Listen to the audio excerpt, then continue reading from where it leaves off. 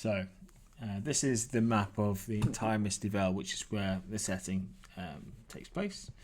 And we find ourselves, or you find yourselves, in a little pub just past the haunted marshes.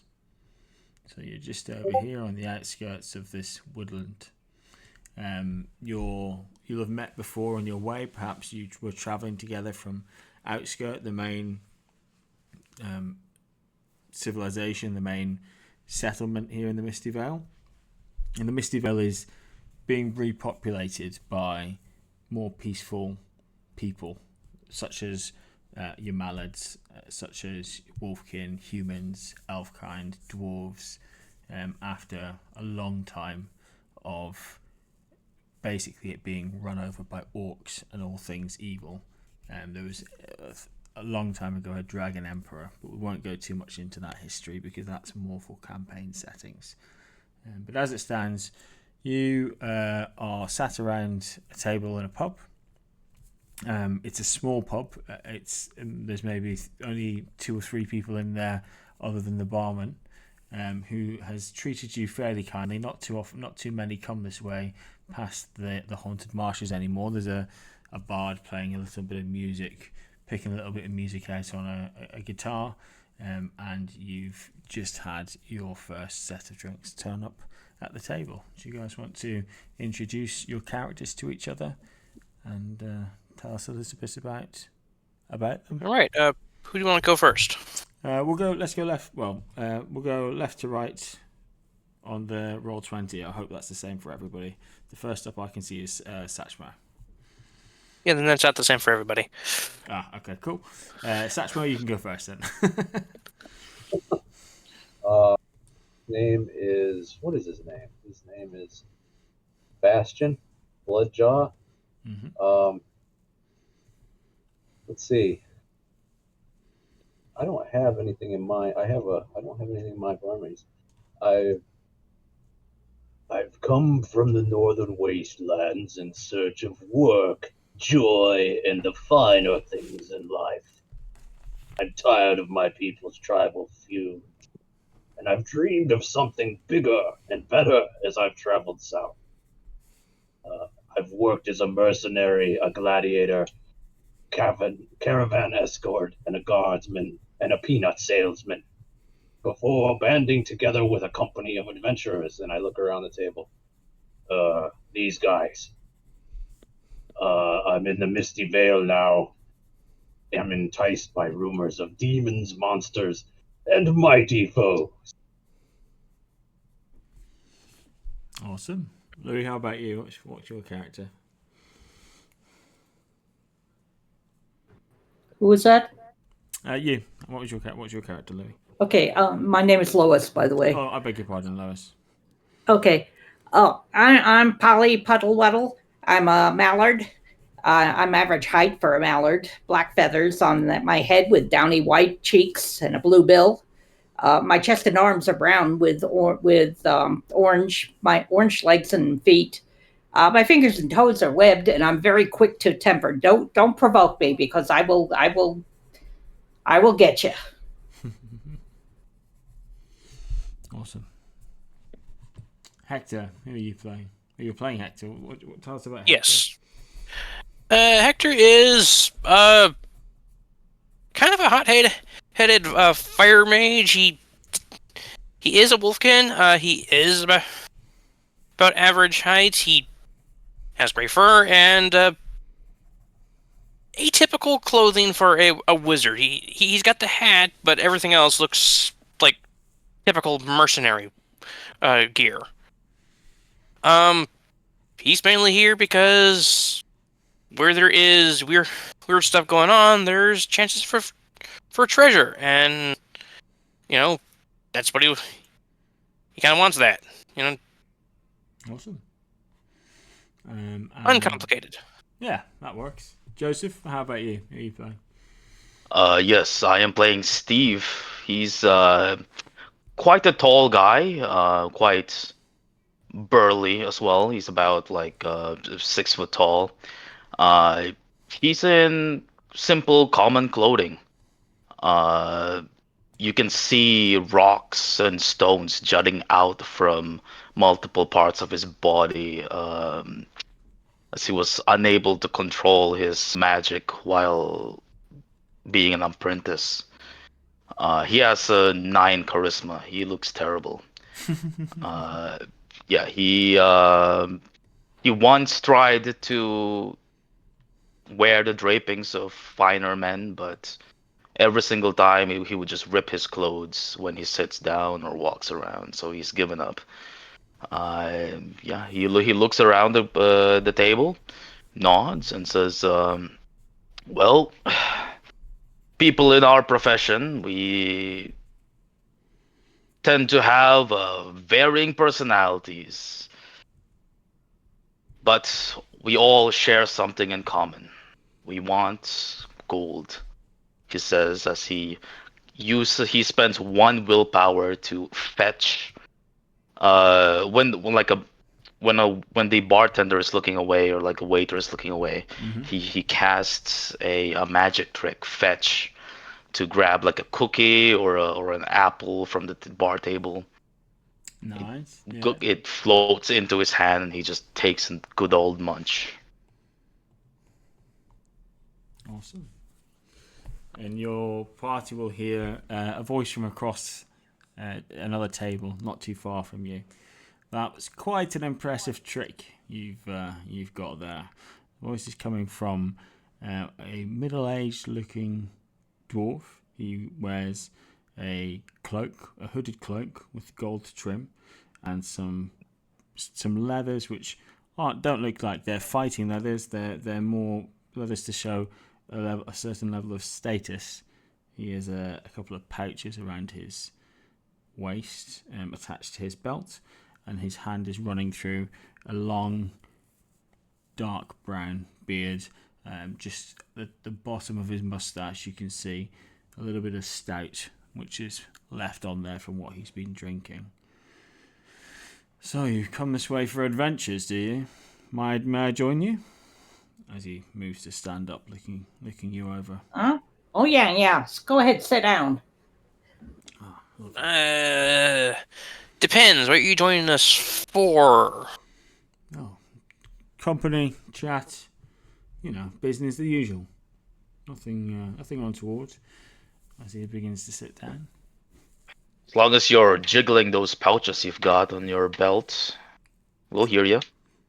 Well, jiggling pouches it's what I do. I'm a merchant outside. I've got my pony, Elithis, and I've just stopped in to get a little bit of refreshments.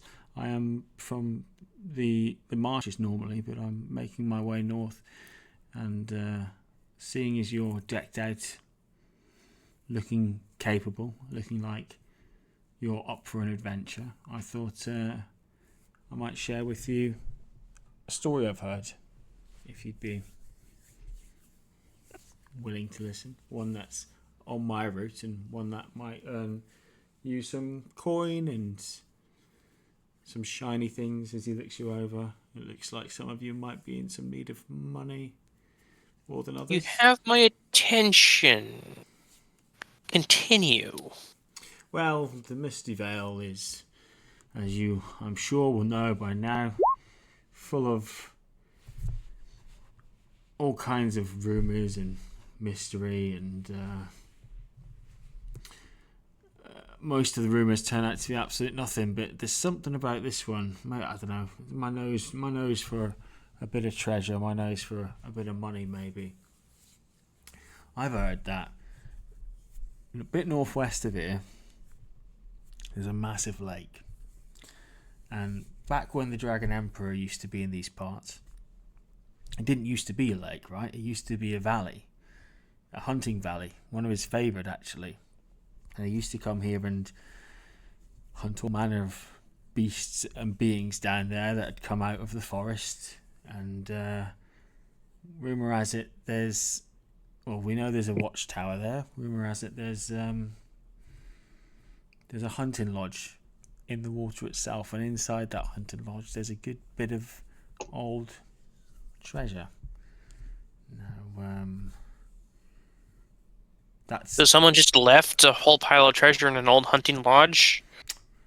well, the Dragon Emperor is dead now. You see, they had to flood the valley. They filled it with water. No one, the tale of why hasn't actually hung around with the rest of this tale, other than there's a watchtower in there, and if you investigate it and have a look around, there's a good chance that there'll be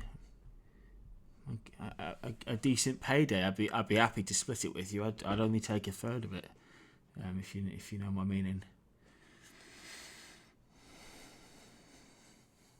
Okay. Please tell us more about what kind of things we might meet in this lake. Well, he'll pull out a little map, which is the same map you're seeing now on your VTT, and it'll show this. He'll show this lake here. There's rumours of obviously the big nasty monster of the lake, but I mean, frankly, I think that's a load of bollocks just to keep people away. They draw it on here to make the map sell more, actually, and there's nobody's been in and come back with any treasure to say that there's anything dangerous in there. You see, it's just there's probably more treasure than I can carry myself. Even with my mule. You are small. Wait, is this the actual tower? Yes, that's the watch. But it's so close to the shore. How can anyone not have gone there and back? Well, I think that forms part of the mystery. It's not the treasure is. It's not actually in the tower. I don't think the tower goes down, and there's a hunting lodge near the tower.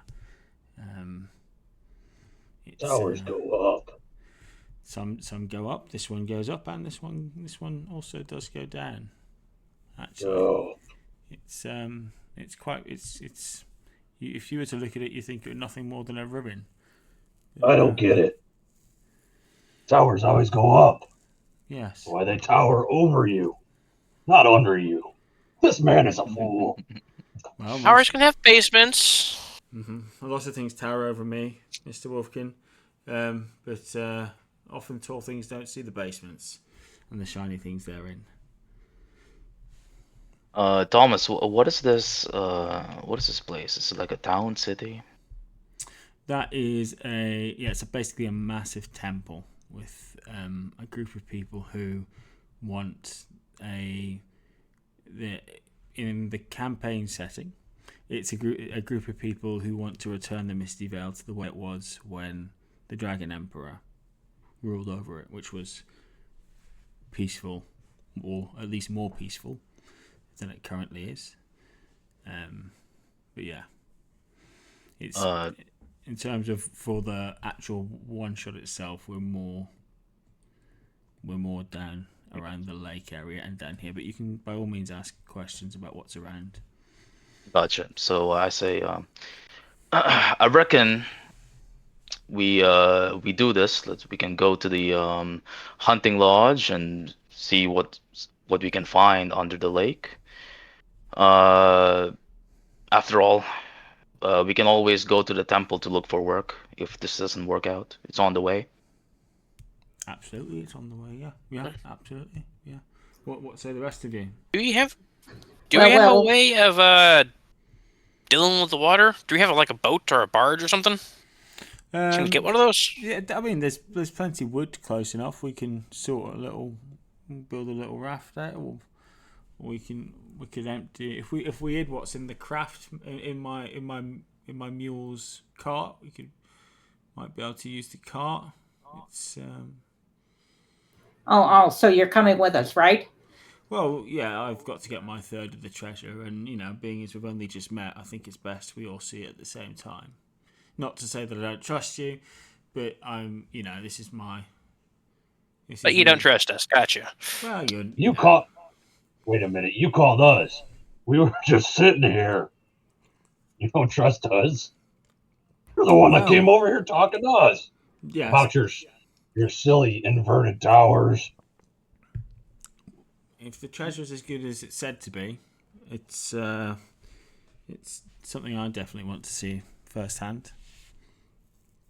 All right. Well. I can swim. There's no problem with the water for me. So I'm willing to go. I'm not the best at swimming, but I'm not terrible at it either. I can't hold my breath for very long periods of time, so if the whole thing's underwater, we're gonna have problems. People I'm don't quite like the way heavy, I so smell. swimming is basically walking for me. I'm good to go. People don't like the way I smell when I'm wet. Yeah. Well, that's all you need to dry yourself off. Trust me. Don't like when I'm wet either. You're adorable, by the way. It's like water off of my back. No problem. No problem. Is that a pun? Very No, I good. mean, What's the a whole- what's the a whole- pun? What's a pun? The whole little hat thing you got going on there. The hat thing and the little bathrobe. You're like a little toy. I'm not wearing a bathrobe. If I squeeze you, will you squeak? If I set you on fire, will you yell? Well, Guys, all of your furs are making me jealous. I do try to take care of it. You know. You all All right, seem like good company for the journey. What say If we you have? don't mind constant bickering, yes. Well, it's better than the constant silence this pony will give me outside if it's just he and I. What say we have another drink or two and set off first thing in the morning? Sounds good to me. Perfect. Barman, please, some more drinks. And you'll see Sworn, the dwarf, reach into one of his pouches, and out of the pouch comes some silver pieces, and he'll pay the barman for some food and some drink for you. While his pouch is open and he's looking around for like a maid to delegate the task to, can I just try to fetch one of those coins? Of course you can. Sorry, I rolled a d8 for my coinage and I only got one. I have one silver coin to my name.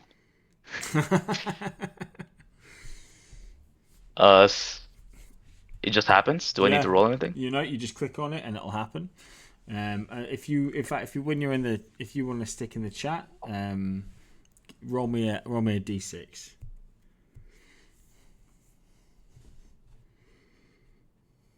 Nice. Okay.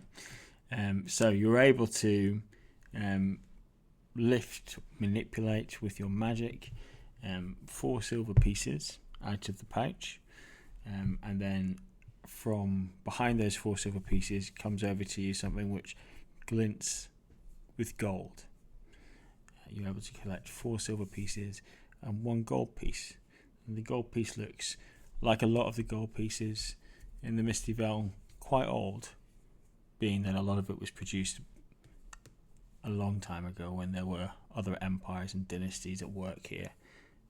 It's branded with the face of the dragon emperor. I have a toothy grin on me.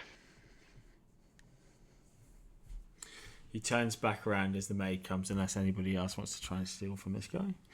And the maid will come and she'll stick another drink in front of all of you that matches the colour in the glass that you've already got in front of you as best as possible. Okay. That you're able to drink the night away. Is there anything you guys would like to ask us for or say while you're drinking? Not really.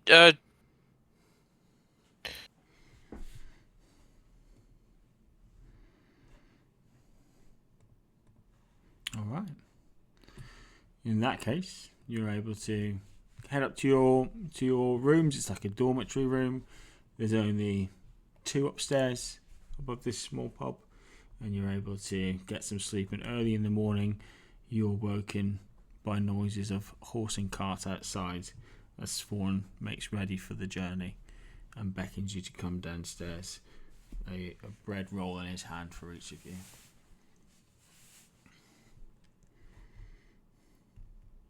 Come. You're able to sit on my cart if you want. She'll carry She'll carry most of you. The bigger ones may spook her slightly, but she's all right. And he'll begin to lead away. If you're all happy to jump on board the cart and the party. Polly jumps on board. Perfect. Awesome. And Steve tosses the core off one of his apples across the pub.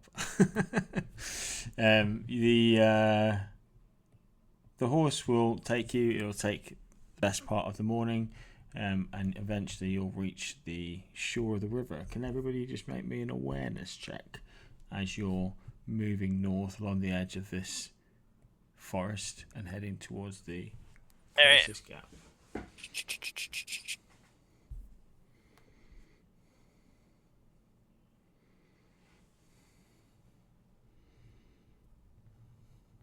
Awesome. Okay. So, Polly, Hector, and Baston. Maybe Steve is still chewing on some another apple or looking at other things he might be able to fetch from the cart. You three are looking across, and you can swear as the cart moves up and down that you can see some rippling across the lake, and a little bit of a dark shadow. Only a small one, but a little dark shadow. Sort of. Bridges the water and then goes back down into the water. Or was it just a wave? The water is moving. The wind has picked up slightly since you left this morning. Could have been just the wind. Could have been a wave. It's hard to tell. But you thought you saw something at the corner of your eye. The apples in Haunted Marsh is quite juicy, I must say. Hey, what are you guys looking at? Looks like you guys saw a ghost. Not a ghost? Maybe. Wave, shadow, maybe. Who knows? But it is a haunted forest. Does anyone ever see what it was haunted with? The marshes. Oh well, they're haunted with the bodies of the Dragon Emperor's fallen favoured. And all manner of things. It's said that there's hags around. It's said that there are soothsayers and even some word of some taller things in the area, but very few actually venture into these places. It's far to the east of any settlement and yet to be properly cleared by the town's guard and the local militia.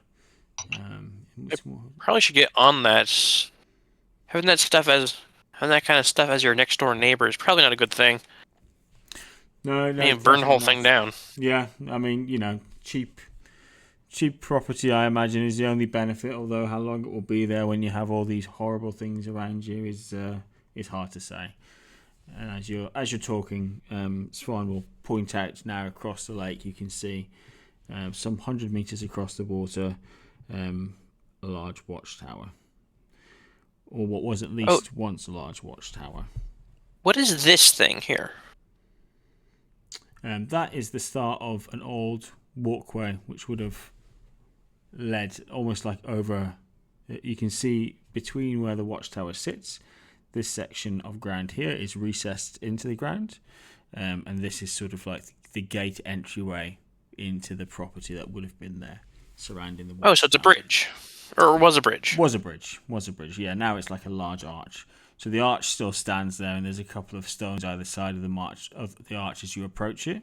Then you can see there's about 100 meters of cool blue water rippling between where the cart has stopped and the small island that the watchtower sits on. The watchtower is clearly very old. It's ruined, whether thanks to weather or battle. The top half of it is just fallen down and is around the ground where the rest of it lies, and it looks basically like a ruin. So, could we salvage some of that bridge to make a raft? You can. There's wood around you. If you want to make a crafting roll, you can try and craft yourself a simple raft which you can use to get across the water. I'm not great at that, but I might be able to help somebody with that.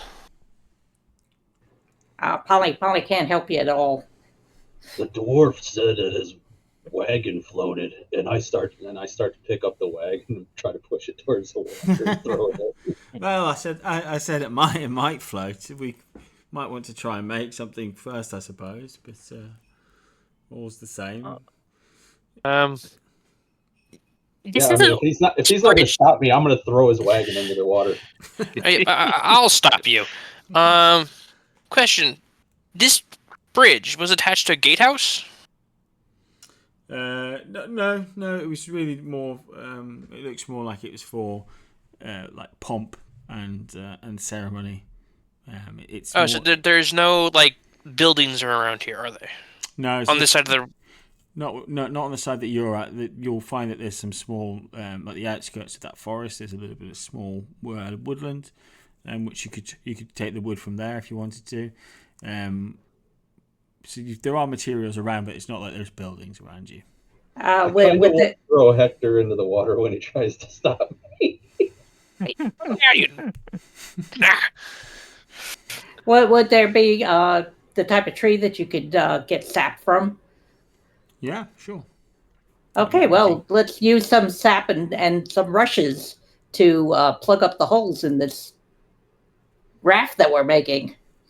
Awesome. Okay. But this would take time, correct? Yeah, it depends how good you want the raft to be. You can make it as simple as you want it to be. It doesn't need to be a longboat. It can be, no more than 4 or 5 trunks tied together. Yeah, well, you don't have to count it. You don't have to worry about me. I will just swim over.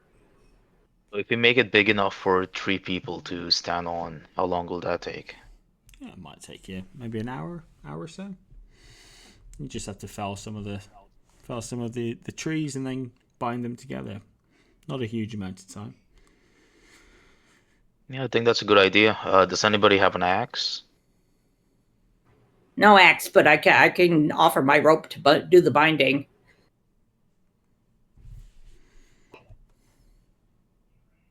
Yes. If somebody wants to make, given that you guys are helping, if somebody wants to make me a crafting roll, you can make it with double advantage. So the first thing you do is go to the top of your character sheet and you put 2 in the section that says boons, and then you click on the word crafting and it will roll that. If you gather the the sap, give it to me. I'll use ignite to heat it up and boil it so it's a liquid. Excellent. I'll Nice. gather some reeds with it, so that we can use it to plug up holes. Awesome. Who wants to make the crafting roll? We'll go to 5. I have a 5.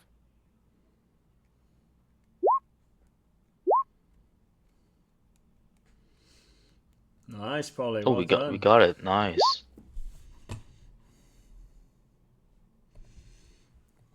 I think you clicked 3 times. Yeah, they had 2 boons because you guys had you had the sap. You were using the reeds as well as it being teamwork. So I added an extra advantage in there for you. So you guys have managed to pull this together. How, other than heating it, so you've heated up the sap with your ignite spell, and you're using the reeds to plug the holes. You're tying the trunks together and testing it in the water slowly, and you find that while simple and whilst rudimentary, it floats, and it should hold. Would you like to make the journey across to the island? Polly's gonna swim. Cool. Perfect. Before you head across the island, Svorn will tie up his horse, his pony, and he will sort of looks the raft over. Oh, well, this should do, I imagine. He'll pull out a long pole from his cart, and he'll pass it to Baston, who he thinks looks the strongest, to use as a I pole throw to it back push at him. you. I said, "You roll."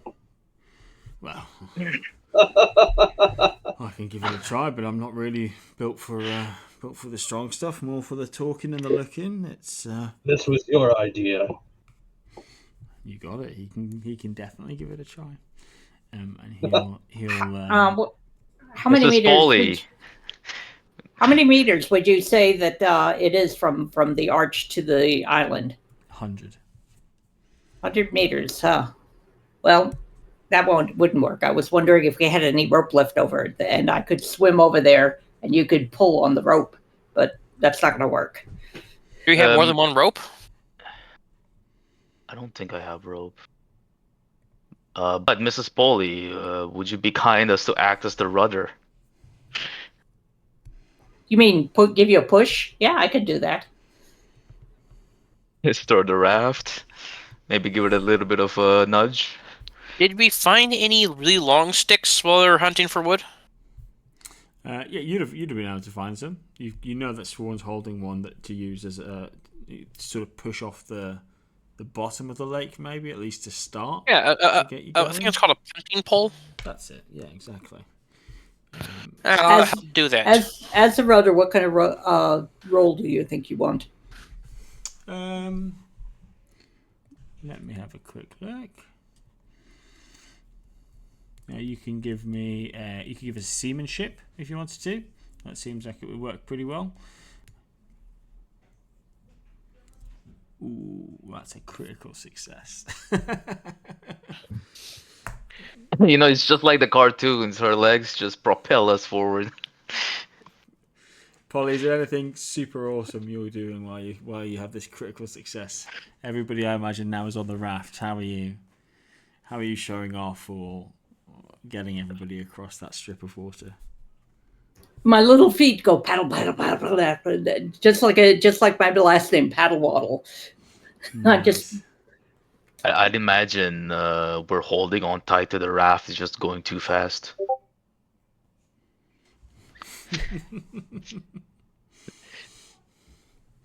Awesome. The raft it moves from side to side slowly as you're being guided expertly by your mallard, Polly, and within maybe only a minute or two, maybe 3, because of the amount of weight on the raft, you're able to make it across the shore where the watchtower lies. Swan will toss his pole down to the ground and hop off before extending an arm out to some of you to help you across. Well, that's the first challenge done, and my cart's still in order. Thank you very much.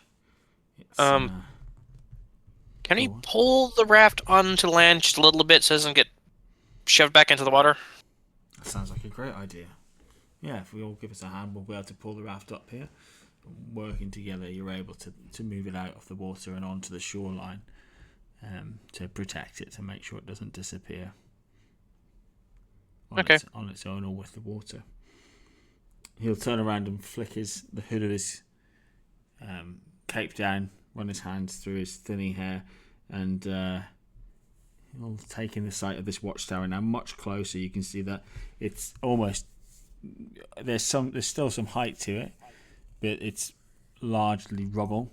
There's large parts of the walls missing. You can see weather-worn interiors, which feel like if they look as if you were to touch them, they would begin to crumble or squelch. You see dark green, blue, and purple mosses growing, and all manner of weeds working their way between all the stonework of this watchtower leading up. Well, all right then. We're now at the tower, and the tavern is below the tower. it should be, yes. It should just be through some of this rubble here. Swarm will start trying to pick his way through some of the rubble. If anybody else wants to have a look, you can make me a spot hidden check. Your thing. Quick mechanical question. Mm-hmm. In cases like these where we're passing through time as we travel or whatnot, when I cast a spell, do I need to expend a willpower? So the fetch you cast to steal the gold, you can have that willpower back because that would have been the night before. The one for the ignite, that's one that you would spend, yeah. Gotcha. If you take like a short rest or something, you'll get that willpower back, or a round rest, you'll get that willpower back. But yeah. Hector, as you're looking, you move a couple of stones around, and you can start to see a dark hole near the base of the watchtower, and it leads directly down. Found it over here. What'd you find? A way into the tower that goes down into the basement where we wanted to go. Oh, did we want to go into the basement? I thought it was a hunting lodge we were looking for. Yeah, in the basement. They said what the dwarf said. It's spawn, but it's only been one day and we've been drinking, so don't worry about names, I guess, too much. Yes, we should. It's rumor has it that we need to go down, and somewhere underneath this lake there is this hunting lodge, full of treasure. Apparently, I have a torch. Mr. Merchant, do you know why this tower was built? I know, well, perhaps to house the hunters while they're here. I understand the hunting lodge would have been used for the Dragon Emperor, but it's not very likely he'd have travelled by himself. There may have been others on here to keep an eye out along the tree line and make sure everything was well on the inside, or to maintain the grounds between his hunting adventures. You can't just have anybody going into your hunting lodge, of course. There wouldn't be any treasure left for us to find if they let anybody in, I guess. He pulls out a torch. Gotcha. I have a torch here, and he'll light it and he'll hold it out for somebody to take the torch from him. Before entering the door, I would like to cast Sense Magic, just in case. Okay, sure. Give it a cast.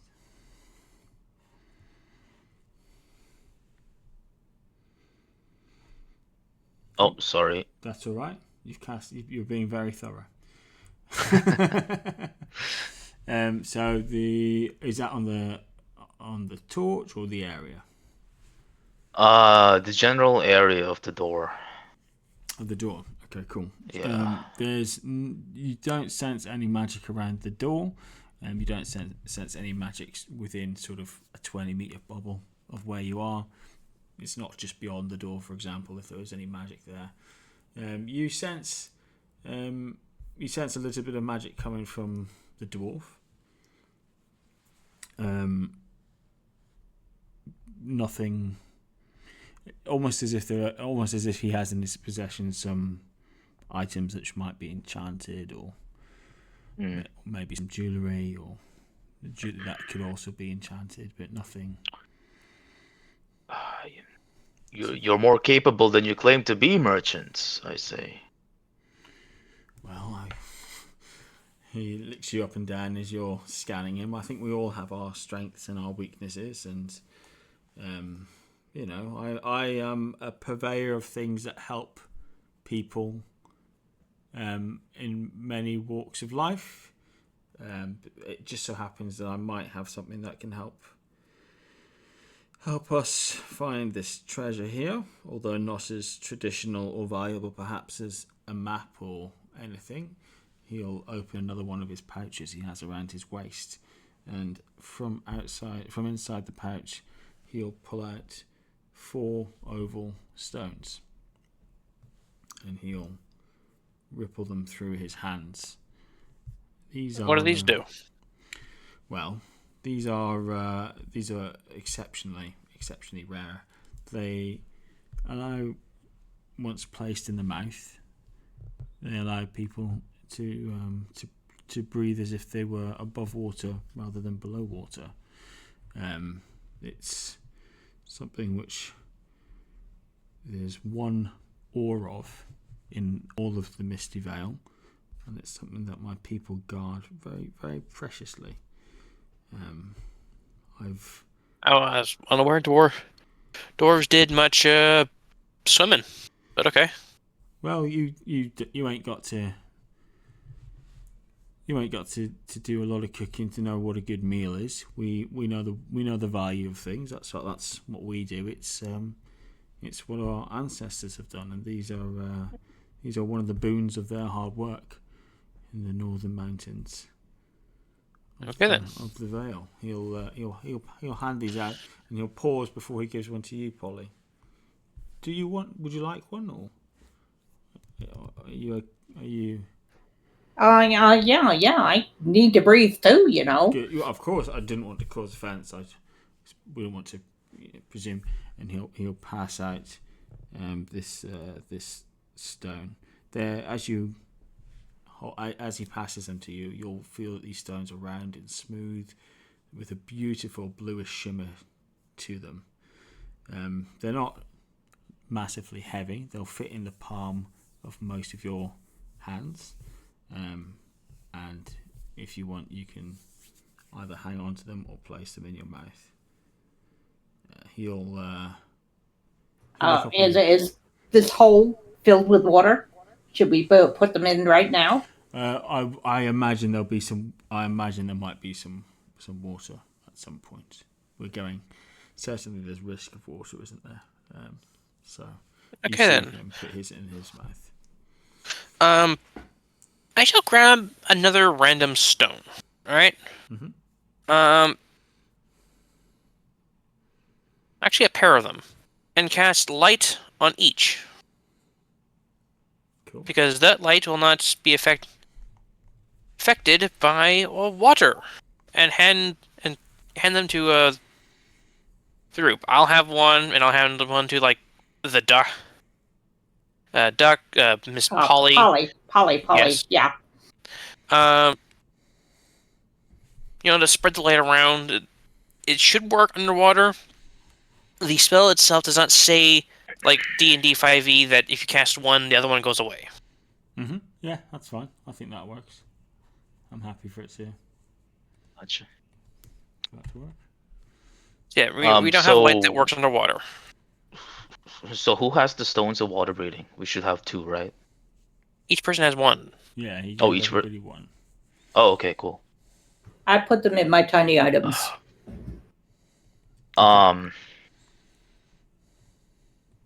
If I'm delaying, just let me know, Thomas. But No, it's fine. Go for it. Steve looks at the merchant with a little bit of suspicion. Not the bad kind of suspicion, just curiosity to a secret beheld from him. He says, "You say you've just come across this knowledge, treasures beneath the tower, yet you've walked across the land and you have come here prepared with exactly what we need. What exactly is under this tower, merchant?" He'll eye you. Well, one hopes a good amount of treasure. It's luck actually.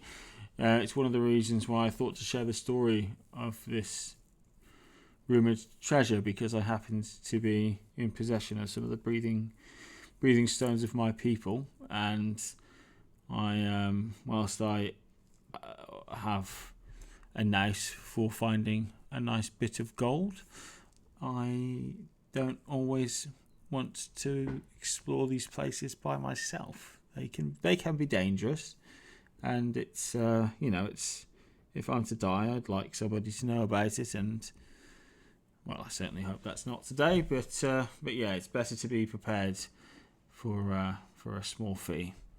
I pop in one of the breathing stones in my mouth, and I run down the stairs. And as I run down the stairs, you guys can hear me. "See you at the bottom, sucker." GM, is there a skill like insight in 5e that is meant for detecting hidden emotions or moods that might hint at lying or trying to hide something? There is, yeah. It's called bluffing. So All right. you can use bluffing. What else might you use for that? Bluffing might be more if you're using it. If you're trying to bluff. But I think you could use bluffing, or you might. Awareness, perhaps. Awareness is more looking around. It's not really. It would be something linked to charisma. So would it be like a bluffing or like a performance, maybe, to see if someone's putting a performance on? I think bluffing is the skill. The skill. That's set to right. make. Okay. I missed it. All right. Did you want to push it? Not this I'll roll early in the game. I'll roll once. Yeah, no, I'm not gonna do it. Cool. Okay. Yeah, listening in, he seems like he's, you don't pick up anything that would suggest what he's saying isn't the truth. Watching Bastion head deeper into the tower, I say, "Well, shall we get along?" I pop the stone into my mouth and follow Bastion. Okay. I do the same. I'll try to dive in so it's a little bit less of a splash. Nice. Okay, Polly puts the stone in her mouth and casts sea legs. Nice. Actually, instead of swimming, I'd like to cast Stone Skin and just walk down the stairs. Yeah, you can definitely do that. So as you walk down the stairs, initially you're not in water, but you turn maybe after 15 meters or 20 meters, you turn and you start to feel the air thicken. Your feet then touch a black liquid, which you have your light stones. Using the light there, you can see that it's the water surface, and you're able then to start making your way down into the water. Stone Skin, are you casting that at power level 1? What would the benefit be to cast it on 2 or 3? So you basically you're getting armor, which would be additional 2 armor per. Okay, I see. I'll cast it at power level 2. Okay, nice. So let me stick 6 armor in there for you. Lovely. You make your way down. The water, once you hit the water, you're traveling for at least the same distance it took you to reach the water, and you find at the bottom of the stairways a long corridor, arched almost like the arch on the other side of the river, which carries on for a good 30 or 40 meters forward before it looks like it's broken away, and you can see what looks like the bottom of the lake and a few bits of light casting down from the sky, just about reaching the bottom of the lake.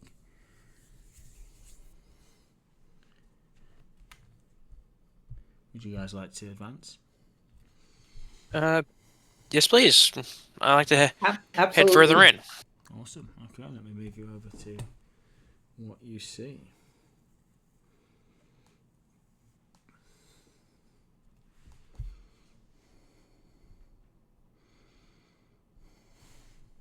Is armor rating 6 good? It's not bad. So it's like Definitely. it's ablative. So it's if someone does 7 damage, you remove 6 points of that damage. Oh, I see. That's not bad at all. It's pretty valuable actually, as an armor rating, particularly because there's not any downsides apart from the willpower costs. So you come to the edge of this tower. I see Not we tower, have sorry. limited view range. Why is that? That's because Is it dark then? It's because you've got 2 lights currently lit. Beyond that light is that you should be able to see some ambient light. Or can you not see that? I can see we it can. fine. Yeah, we can. Okay, cool, perfect. Yeah, so you have the brighter light around you is your lights, the light coming from your 2 enchanted stones, and the light around that is coming down from the surface. How big are squares? To 2 meters. Oh, then I think I don't. Our lights are too small. Because the light spell is 10 meters. Let me change that for you. Sorry.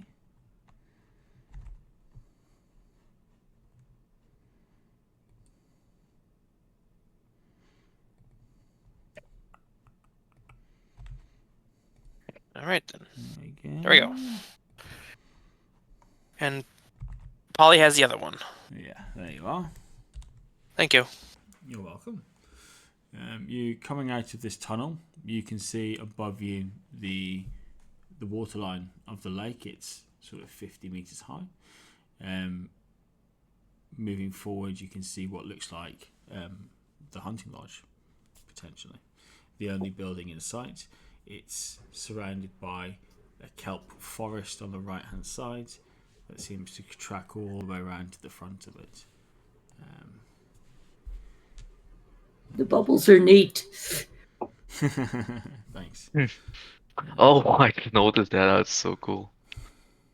How did you get that? It's I just think that's a gift token. yeah. It's a. I think I don't know if I already had it or if I picked it up. But yeah, that's what the bubbles are. You enter this large hall. This looks like the main hall of the hunting lodge. There's the remains of a great table used for feasting, which can be seen amongst the rubble and the detritus here. It looks like it's been broken down over time by the water, maybe some other activity down here. Yeah, you can see to the north here, here, and here there are some doorways.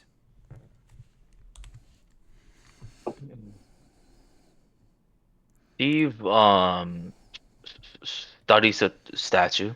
Mm-hmm. First, in mild curiosity, but then he realizes, why is there bubbles coming out of the statue? He'd like to see where it's coming from.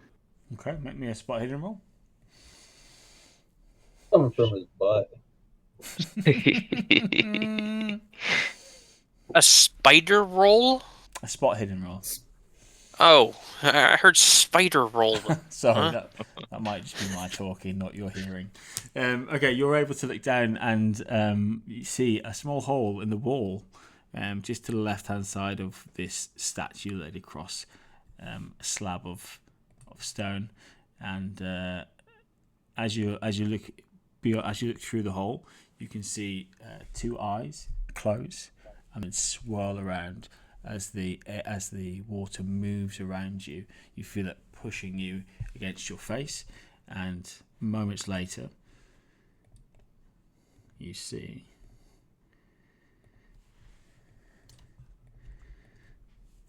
a merfolk, a mer person, come through this little gate here.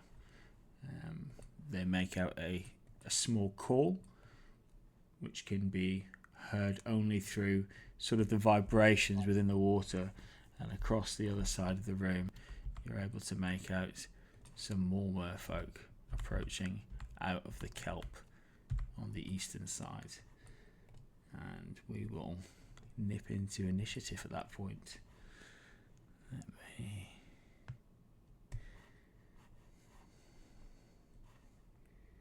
So I draw a card? I will deal them all out to you.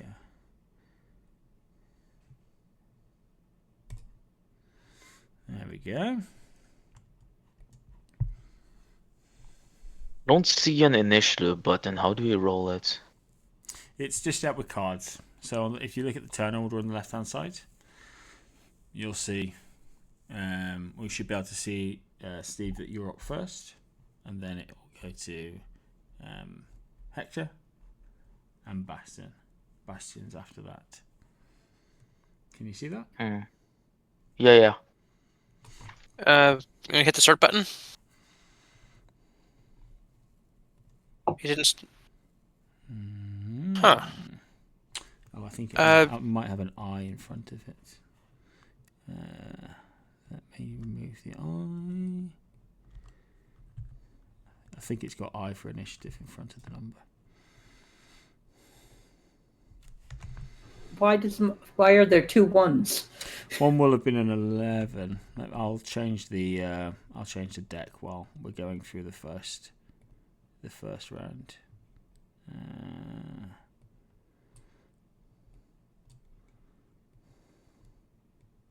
Okay, Steve, you are up first. You can move and you can make an action.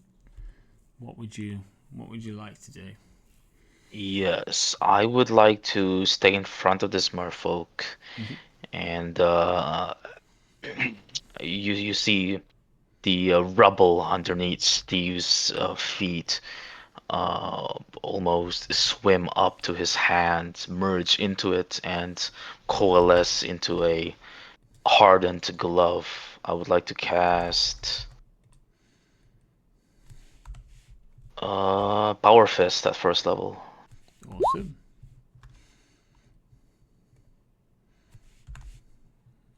And that ends my turn, correct?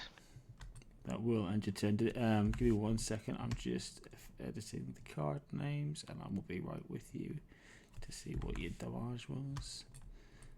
Okay, card names have been edited. That should be fine now. You just need to roll 1d6 in the chat, please, and then that'll tell us what damages that you've done. I don't know why, but that bit's not automated with the spellcasters. So that's constant. We don't roll a d6 every time I use an unarmed attack. The damage of your aura attack is increased by d6. Oh right, got you. Okay, so you've cast it. I understand. My bad. Yeah, I haven't punched it yet. I just cast it. Perfect. Okay, cool. Bastion, what would you like to do? Right here and stab it. Awesome.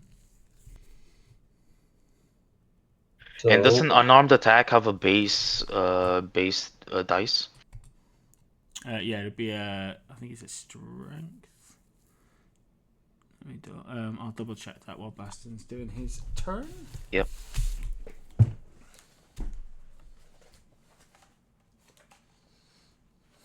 Nice.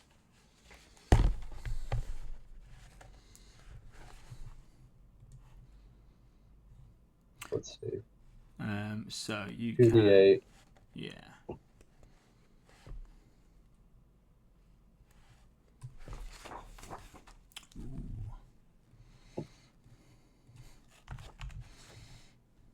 You deal 13 points of damage. How are you? So you're one shot in this mermaid. How are you doing that? What are you doing? Stabbing him. Bastion's a simple man. Or a simple wolf. He stabs him. Awesome. All right. Question. Mm-hmm. I have fireball. Does that work underwater? It's going to work underwater, but you're going to have to. You're going to roll it with a bane because it's fire.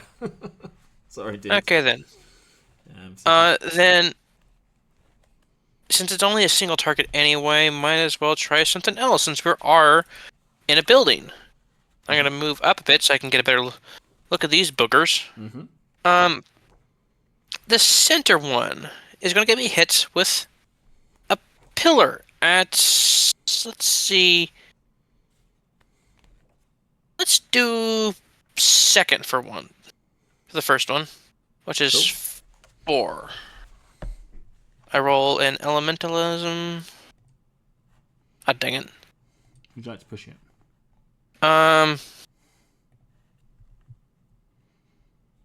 Yes. Okay. So you can click the. Come on. Oh, dude, that's really unlucky. I'm sorry. If you click onto your character sheet, then you can then tick one of the diamonds to get to get a condition. Disheartened because I just messed up so badly. That makes sense to me. Yeah, definitely disheartened. Okay.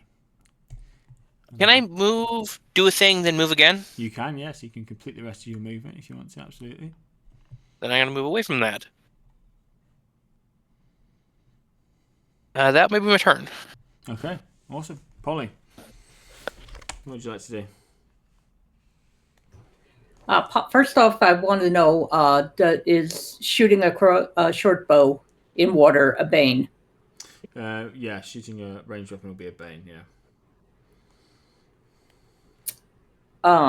And the distance would be my strength, right? So my strength is 12, so I'd have to be 12 away in order to shoot it. Your distance is your strength. It's your strength double, so you could be 24 away. So you could be 12. You can be 12 squares away.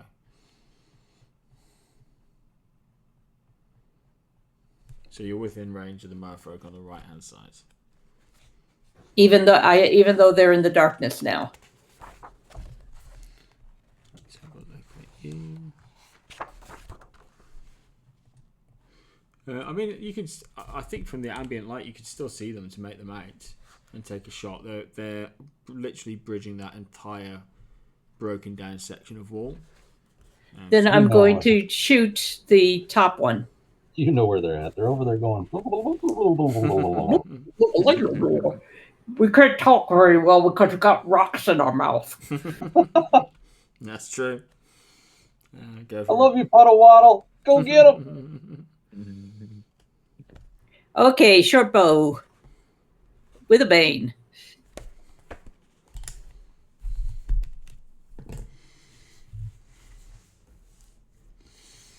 Do you want to push it? No, I think I will wait until they get closer to me. Okay, no props. So the one that you've What I will do though is I'll swim. How high is the ceiling? I'll swim up to the top. Yeah, so the parts of the ceiling are broken down. Parts of them, there are holes in the ceiling, just like there are on the walls. The ceiling is about 8 meters high. Then I will go up 8 meters. Nice. And now it is all of the merfolk, apart from the dead one. Okay, this one here is going to book it forward. He's got one more bit of movement. And let's see what he's going to do. Creature is going to grab a rock. So as he's coming towards you, he's grabbing a rock off of that pillar. And he's going to throw it at the head or the face of a victim, dealing 2d6 bludgeoning damage. Let's give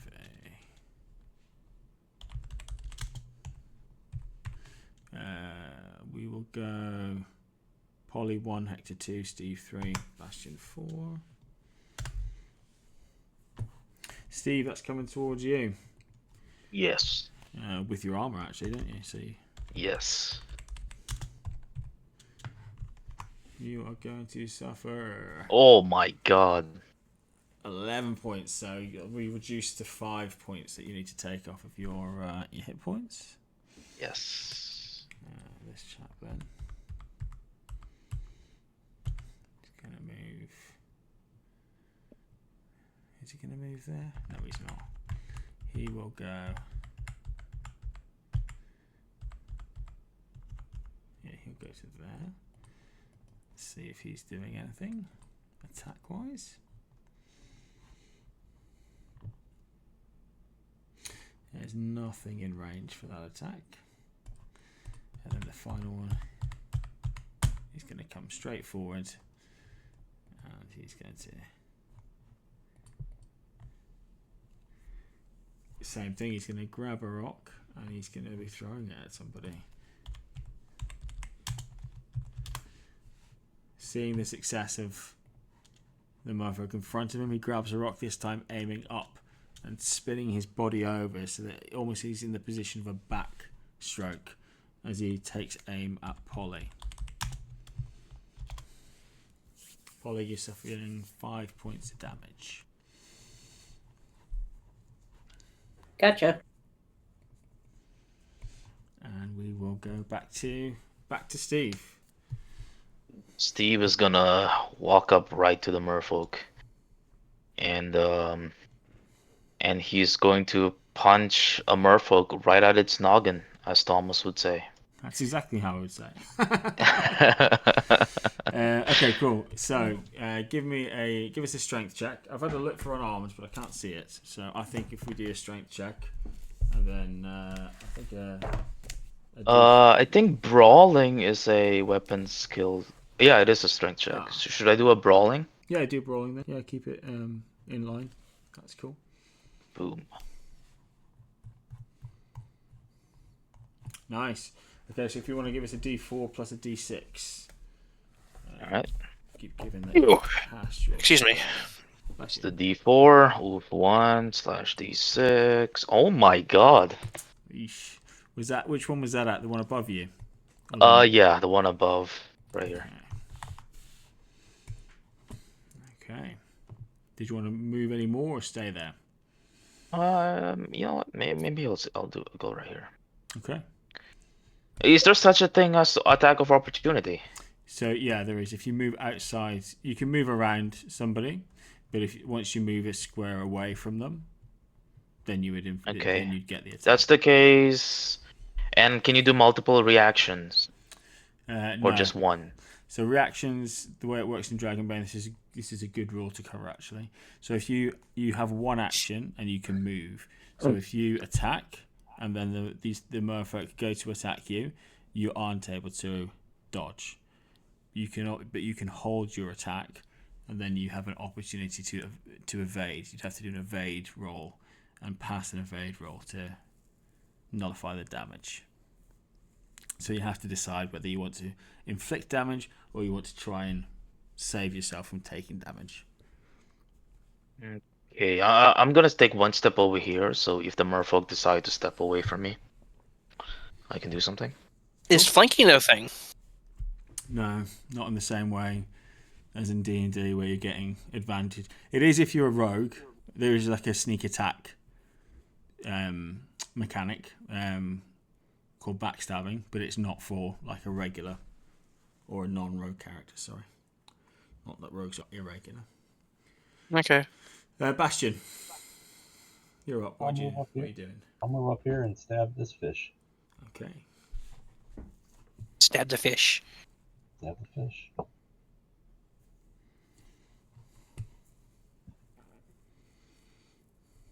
Would you like to push it?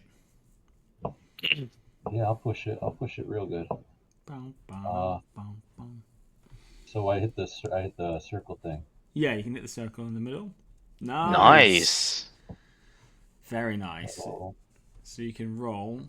You can either attack like as if it has no armor, or you can roll your damage dice twice. Double damage, basically.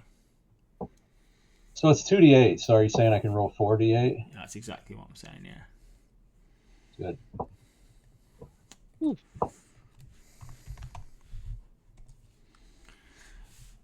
You're pretty good at. You're like a sushi chef down here, carving merfolk up for the fun of it. He's a one man one trick. He's a one trick dog. He can mark them to get a boon, but that takes an action. Yeah. It takes a turn. So. Hector, what would you like to do? All right. Checking some.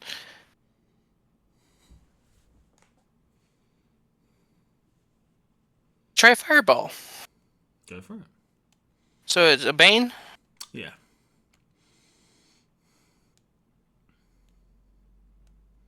Nice. Who are you targeting? The one remaining. So you got one down here, and then you also got one up here. Oh, the closer one. Okay, cool. What All right, so fireball. Boop. That's 2d6, so 7 damage. Nice. And would you like to move? Not really. I'm kind of in between my allies and the enemies. Okay, cool. That'll move turnover over to Polly. Okay, so we got 2, 4, 6, 8. How high up? Is seeing as I'm 8 meters high. How high up is the one remaining? The one that's undamaged at the moment. It's essentially at ground level. At ground level, Yeah. okay. And this one is also at ground level. The other one. Yeah. Okay, I'm going to go.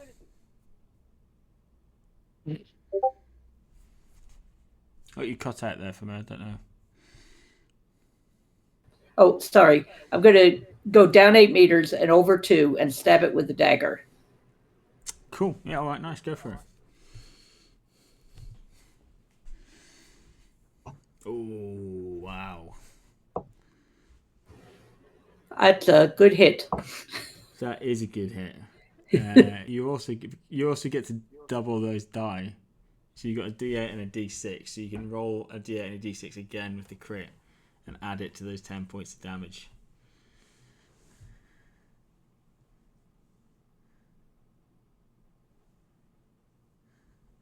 Okay, for 14 points in total. Okay, I've used all my movement, so I'm going to have to stay there. Okay, awesome. So the one remaining folk is going to move over here and we'll call out. And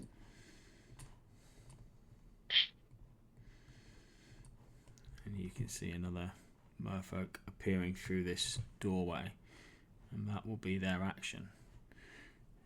One thing I have forgotten is that initiative changes every round. So let me just recall all of these.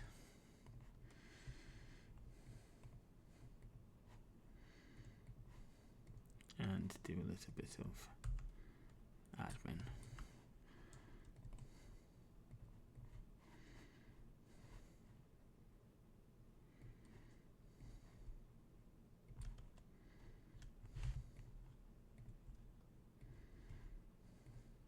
Okay. So the merfolk at the start of the next round, who has been just revealed, is going to come through. And they're going to move up. In fact, they'll move up here. Let's see what they're going to do. Bash. The creature grabs a rock. They love their rocks. It's coming through. It comes through the door with a rock, and it's going to throw it. Hector, you're going to get it on 1, 2, and 3. Bastion, you're going to get it on 4, 5, and 6. Hector, that's going to come at you, but you haven't acted yet. So if you want to try and evade, you can. It's entirely up to you. If you want to try and evade, you just make an evade skill check, and if you succeed, you don't take any damage, and you're able to move 1 square. So you could get out of its threat range, but it means you wouldn't be able to act later. In fact, you wouldn't be able to act later. Yeah.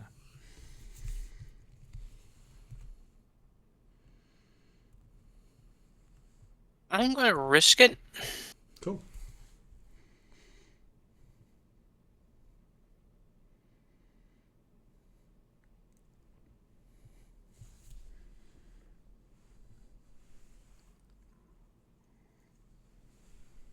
Nope, GM, go ahead.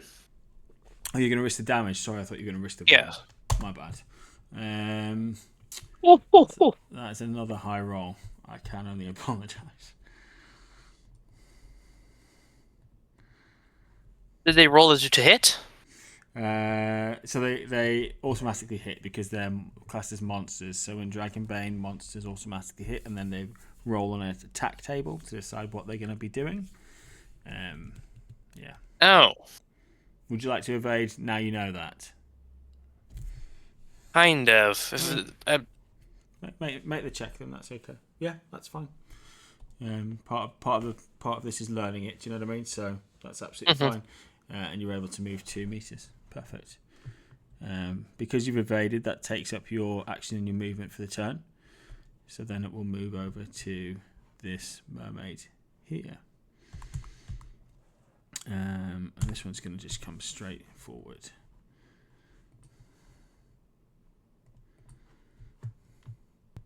So this creature lets out an unearthly high-pitched scream of rage and anger, seeing you dodging its friend's attack. Everybody within 20 meters must make a will roll to resist fear. So if everyone can open up your character sheets, and then if you can click on the word will, or at the top of your attribute, basically. Hector's passing it, Polly's passing it, Steve is passing it. You guys are stone cold.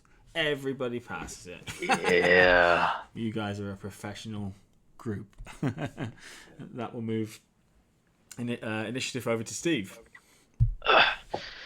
Well, the monster wants me to run away, but to me, it's a call to step in. I go right here, and I would like to try to bash its spine with another unarmed attack. Go for it. Gonna use brawling. Boom. It receives it. Roll a d4. Oh my god. And a d6. That's better. Awesome. Bastion, what would you like to do? I think I know what you might want to do, but... I'll stab the weakest one. Okay. Let's see.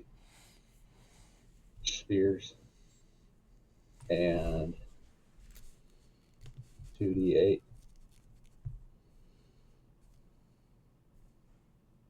Like, does Bastion even need us anymore? He can just do this himself. It'd be better if I was above water. The merchant should have just hired that one guy. Bastion, did you want to move? Or are you going to stay there? I'll stay right here. Okay. And I shout at Sarah. I shout at Puddle Waddle. Duck! Ha ha ha ha ha. Yep. I'm gonna remember that. She swims over and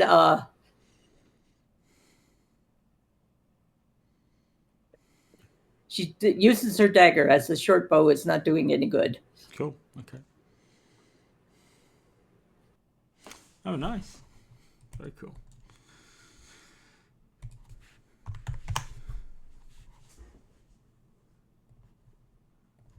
I like that it's squirting out white stuff instead of red. Do you know that's an issue with the API? That's total luck. Apparently, it should be red, but I think Jumpgate causes an issue with it. Okay, we'll get to the start of the next round of combat. Hector, you're first up in this initiative round. Okay then.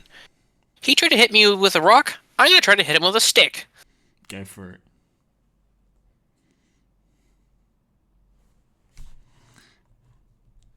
Damn, yeah. You hit him with the stick. You hit him very hard with the stick, cracking his skull open. Hey, don't spread it on me. Try to wipe the blood off. The water around you is thick now with merfolk entrails and blood. As it begins to clear and dissipate as the last of them goes down. Are merfolk always so aggressive, or is this abnormal?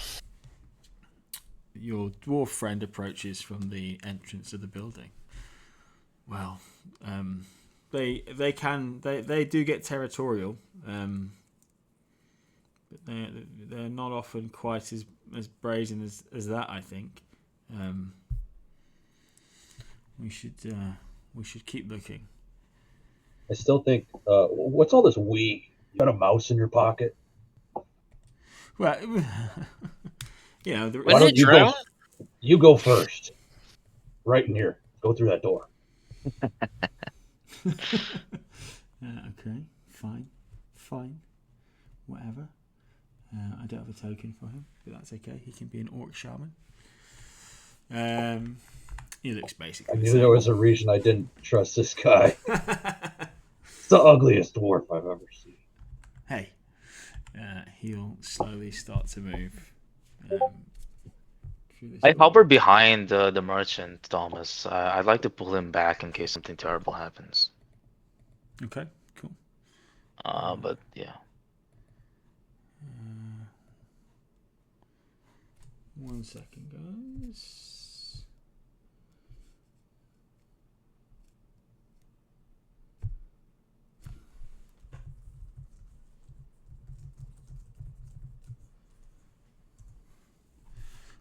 Okay, so moving into the next room, could I use a round rest to recover some will? Sure, yeah, of course you can. So Alright, so I do this. I only get 2. Okay. You guys also have a short rest available to you, or a long rest if you wanted after the combat. Way too soon, in my opinion. Yeah. Yeah, let's just keep going. I just saw I had more than 6 will missing and figured might as well. Yeah, definitely. Okay, moving through into this room. It looks like these rooms are sort of common rooms. You've got a doorway here which I shall open for you. It doesn't look like there's anything immediately in this room of huge value. Beyond the room and looking straight out in front of you, you can see the forest. Who's Orc Shaman? Orc Shaman is your dwarven friend. I made you a merchant token if you want to drag it out. Oh, thank you very much. There we go. That's the thing I like the most about this game is the art. I made a bunch of tokens off of the Dragonbane Discord. Some guy linked an art package, like an asset package. Moving your way to the art is insane in this. Moving your way to the right, you can see a bedroom with more walls broken down, and is that a squid? It is a squid. Yeah, you can see from just under the bed a few tentacles poking out. Okay. Out of character. I thought we were in a lake, not a ocean. Aren't squids ocean critters? Well, the lake. If you look at if we were to go back to the map, the lake feeds into a river, which I don't know, presumably goes through an ocean. Okay, so is this salt water then? This water is fresh water. It's coming down through the mountains and through the forest, but it funnels then into the Kumar River, which runs sort of east. We have west. a talking duck, and you're questioning this. Yeah. I would like to look underneath the bed and in the bed to see if there's anything useful in there. Okay, make me give us a spot hidden. Give me a spot hidden roll on or around the bed. Oh, be careful, Puddle Waddle. Wow. I should throw a little bit of food to the weird freshwater squid. Good idea. Right. Polly, you find a small piece of treasure amongst. Excellent. Hector, are you dropping the food? Yes, I'm dropping a little bit of food for the freshwater squid. And I would like to point out that there's a dresser right next to Baston. Yeah, well, I'm not the smartest guy around, so he sees that she pulls out a treasure out from under the bed, and this guy thinks, so he's like, there must be treasure everywhere. So he just he looks at her, looks at the chest, and then just starts rifling through the chest frantically. This is the kind of guy that can't count past 10. So if you give him 11 gold, that's all the gold. Got you. Could somebody roll a d6 for me? Sure. 6. I found a hand crossbow. Nice. Very nice. Oh, neat. I technically can use that sometimes when I'm not using magic. Would you like to have it now? I don't have any arrows, but... Well, maybe we can find it. The picture had arrows in it, but just said the crossbow. Yeah, there'll be some arrows with it. You'll find some arrows under the bed or strewn across the floor to let you use the crossbow. Okay, well, I've already got a short bow, so you can have the crossbow. Thanks. That's And crossbow. And we have it on this. Okay, good. looking through Oh, the chest of drawers, Bastion, and the cupboards over there. You also find a piece of treasure. Found a thing. The octopus, as it finishes with the food that you've offered it, will begin to move. It moves. Just gave it an appetizer. It moves directly over the bed, and then makes for the kelp forest beyond the broken down walls. The kelp forest what is this closes thing then behind it. that he was guarding? That's Is that just a chair? Yeah, that's a chair. Okay, never mind. It came from underneath the bed. It was. It would find a little dark spot to hide in and chill out in. And he got a snack. Okay. All right. I get ready to open this door. Oh, weird question. Mm-hmm. Mages can't use magic if they're holding metal. Is a correct. hand crossbow metal? No, I think it's more for like if you're wearing metal armor, but I'm not going to stop you from being able to use the hand crossbow in this session. So that's fine. I just need to know if I need to swap things or put it or stow it when I'm not using it. That's all. Yeah, you could probably just sling it into a part of your robe or something so that it's not on your body, and that would work for me. Sure. Okay. Mary, open the door to the south. Go for it.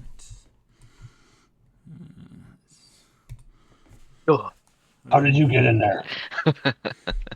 Opening the door to the south, you realise that Svorn had snuck away from behind you, not following you all the way through, and you overhear as the door opens slowly a conversation between some of these. Well, you can't see them yet, but there we go. Some of these merfolk and Svorn, one of them hissing and saying, "Leave them for us and make your way for the surface." As the door opens, Sworn moves towards the kelp forest and receives, you see, a small gold piece, very old, stamped, you think, similarly to the one that you saw, Steve, when you lifted some coinage out of the side of his pocket in the tavern.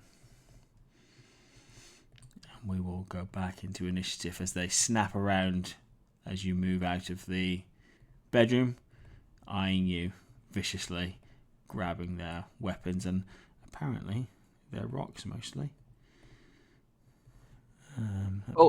Last one quick question. How do I recover from conditions like disheartened? So you'd make a short rest would recover you from conditions. Okay, then never mind. Oh, do I go first? Let me just. I'm sorry. I'm confused as to what exactly happened. Was Torn charmed? Been bamboozled. Yeah. I think the guy has been luring people into this place to be killed by the merfolk. Oh, we saw a transaction happen. Gotcha. That's correct. We've been bamboozled. Hoodwinked. Haha, I've foreseen this. Sorry, I've added you guys into the turn order twice. Let me just add you back in. My bad. And I had a 1-2. That was. I can only apologise.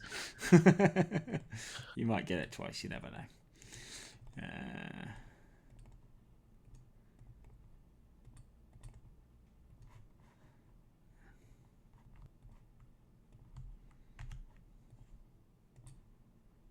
Actually, Bastion probably doesn't get it and just thinks that the merfolk are paying him, and Ice would probably run in there and hold his hand out and pay him as well. Yep, I am not getting it this turn.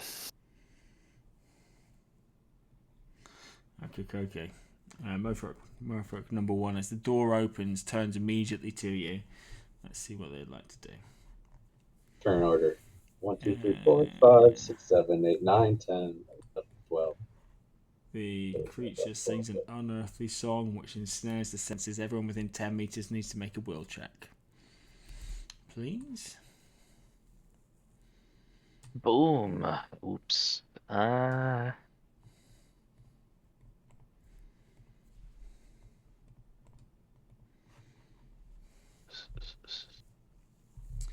gonna push this. Okay. I'm gonna be disheartened if I don't. Um, the fear of being the shit. Uh, the fear of being incompetent to the party consumes me as I try to break free of the song. Poke the pool, Steve. Can you roll me a d8, please? Steve. Sure. Thank you.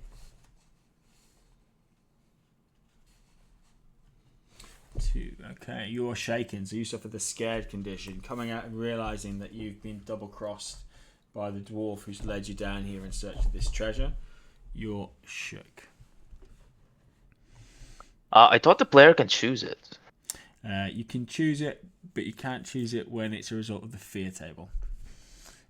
So because you failed your will roll, you then roll on something called the fear table, and it gives you a condition that you're feeling. Gotcha.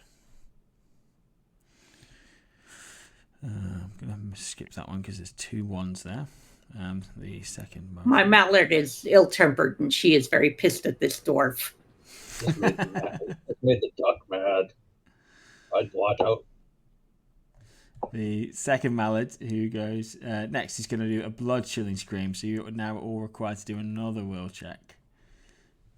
Is what's his nuts required to do a will check too? Steve? No, the merchant. He will be, yeah. Let me roll. 2 will checks. 2 Yeah. will checks. One of them's a critical failure.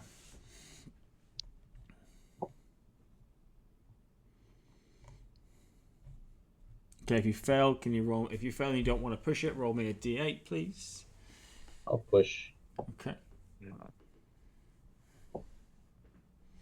If you're pushing, just give yourself a condition that you feel is appropriate. Oh, even if you push and succeed, you still need to give a condition. Yeah, the push is the tax for the condition is the tax for pushing, basically. Oh, so I'm disheartened and scared. Gotcha. I don't push it. Just roll for me, Thomas. Okay. So looking at the first attack, if you the first Mofolk's enchanting song, it means you would have missed your turn, not made a fear check. The second one, you would have made a fear check. So we'll just leave you with shaken, but you'll lose your turn for this round as a result of both of those sing-song attacks. Okay? Gotcha. I will, however, roll for Svan. Svan is paralyzed. Hearing these voices Nice. singing in unison, one maybe beautifully singing, the other one wicked and hissing. You see him make towards the kelp forest before turning back and looking at these merfolk and then falling to the floor.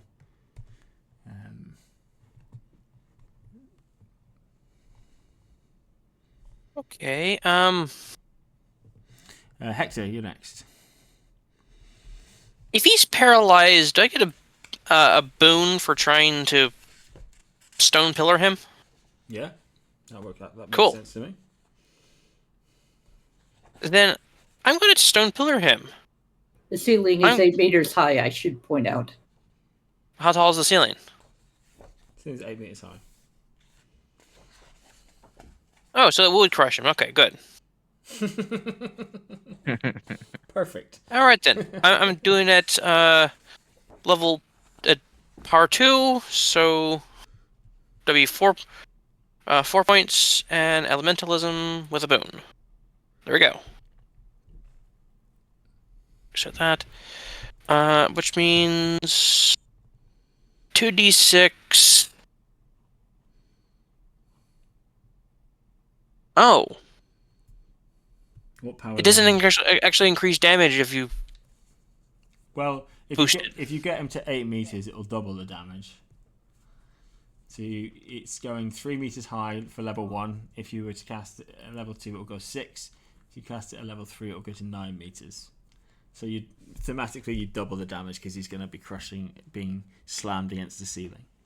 So it depends whether you want to do the 2d6 or whether you want to do the 4d6. Well, if I want to do the 4d6, I need to spend 6 points. Heck with it. I need this guy to hurt. So. Damn. Damn indeed. Slamming up against the ceiling before the pillar comes falling back down. You see his body twisting and turning, and he's not moving on the floor. Okay then. I'm going to back up because I am a squishy wizard. Oh, don't need to do that. How many hit points have we got left? I haven't been hit yet, so I'm still at 16 out of 16. Oh, right, you dodged it. Yeah. Gotcha. We have got another motherfucker coming up. Yeah, you dodged. You did. It was a very good dodge as well. I'm going to. That's the same attack twice, so we're going to re-roll that because technically you can't do the same attack twice. Drown, the creature grabs hold of the victim and tries to drown them, either by dragging them under the water or by stuffing their mouths full of seaweed if they're breathing by magical means. The victim must make a strength roll on their next turn to break free of the creature's deadly embrace. This counts as their action, or they will start drowning. Steve, it makes sense, I think, that's against you as you're the only one in the room and you're right beside them. So on your next turn, you'd need to make a strength check. Okay. All right. Polly, you're next in line. Stabby at this guy. Go for it.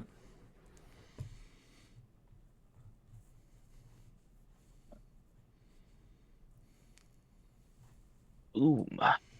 Nice. I'm going to move into the room. Okay. Then I'm going to move into the room.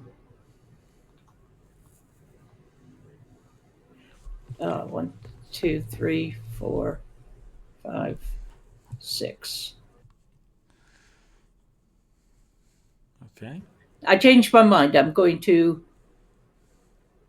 be here. And I will continue to stabby at that guy next time around. Okay, cool. No problems.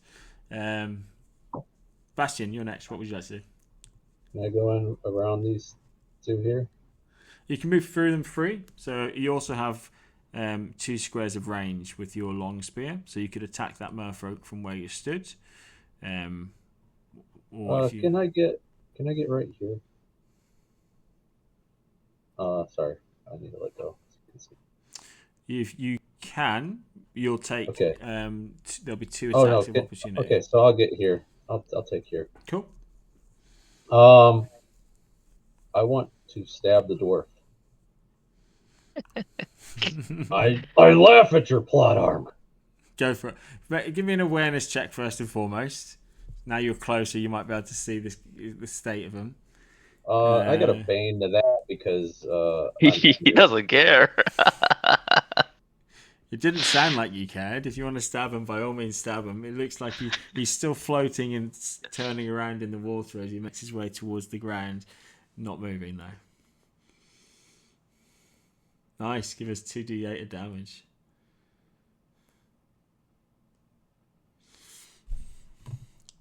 Perfect. That attack there, I think, is enough to remove any laughable plot armor this thing might have.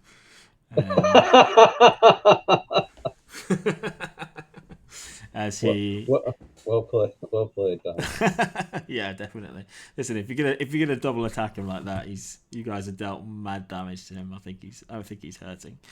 Okay, cool. Steve, you're ensnared. Your action is gone for this turn. So let me just clear the list, and then we will get another turn going.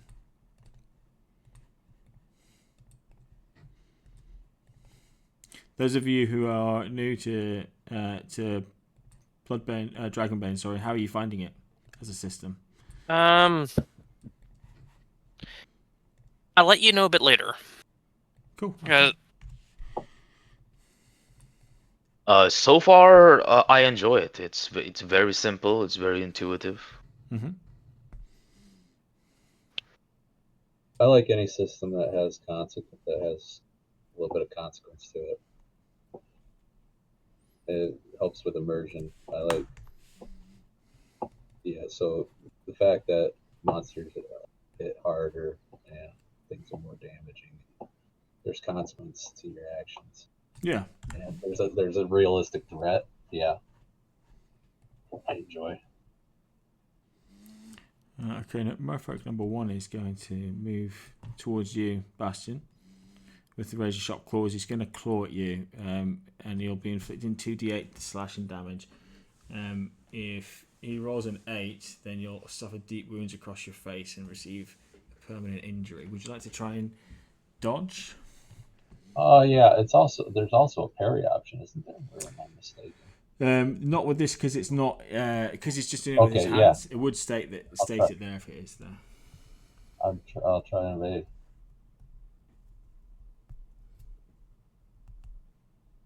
What's the difference between dodge and parry? So if you can parry if it's like a weapon that's attacking you, and it's a weapon skill check. So if your staff has got 14, that's the check you'd make. If you're dodge and evade is used interchangeably. So if you're dodging, then you're doing an evade skill check. But there's much more things that you can evade than dodge. The attack has to meet certain criteria for you to be able to dodge. For monster attacks, it would say in this blurb of text that it could. It would say in the blurb of text that it could be parried. Okay. So I'm just gonna give you an athletics check or an athletics roll. Evade if that falls under athletics. Okay, yes. Yep. So A, B, C, D, E for evade. Yeah. We'll push. Give me 1 minute, okay? Yeah, no worries. Nice. You managed to evade. And the second one will now try to attack. You take a negative to that as well, right, for the push? You do, yeah. Every push you'll take you take a negative towards. This one's going to try and bite. So the creature bites down on the exposed part of the body of the victim, doing 2d6 damage, and it ignores armor. Also exposing to a disease. Bastion, this is going to come at you as well because you just killed its ally. Bring it on! 4 points of damage, reduced by any armor that you have. And then not reduced, right? Not reduced, you're right. Sorry, it ignores it. Quite right. So 4 points of damage. Okay. And then if you can make me, please, a Constitution check. We have to do a contested check. Okay. So you pass. Which is good. So now I have to roll. I need to beat 12, and I also have to beat your number for you to be poisoned. And I roll a 3. So I win that contested check with you for poison. Let me just pull up the type of poison it's going to be for you. You have to beat the 7, right? Yeah. So the first thing I have to do is beat my skill check, and then I have to beat the 7. So you become dazed, and you must make a Constitution check each round. Which is not an action. If you fail the check, then you fall asleep. So you basically need to make a con check before you can act. If you take any damage or you succeed with 2 of the con checks, then you'll then wake up. So you're drowsy. I feel sleepy, Polly. Polly, are you back? What would you like me to do about that?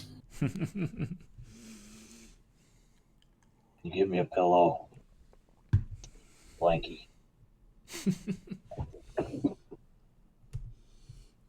Polly, you're up. Oh, Polly plucks a few feathers and says, "Here, make your own pillow." Then she turns to the one that's grabbing him and she daggers him. Cool. Okay. Oof. Polly's Successful daggering.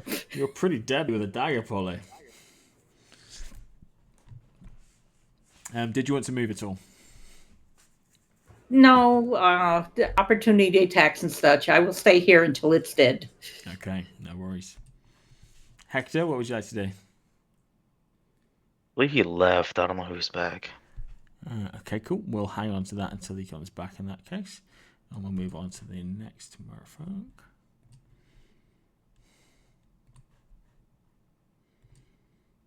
Razor sharp claws. It kind of makes you wonder why they're using I'm rocks. back. Yeah.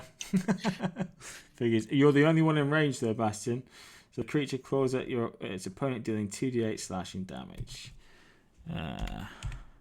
Good news is it will wake you up. You're not locked in here. I'm not locked in here with you. You're locked in here with me.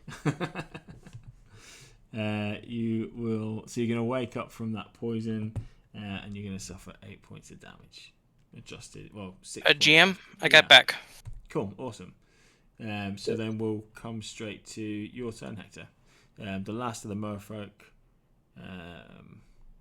Well, all but one merfolk is gone. The one that's been slightly damaged is yet to go, but you're up next. What would you like to do? All right.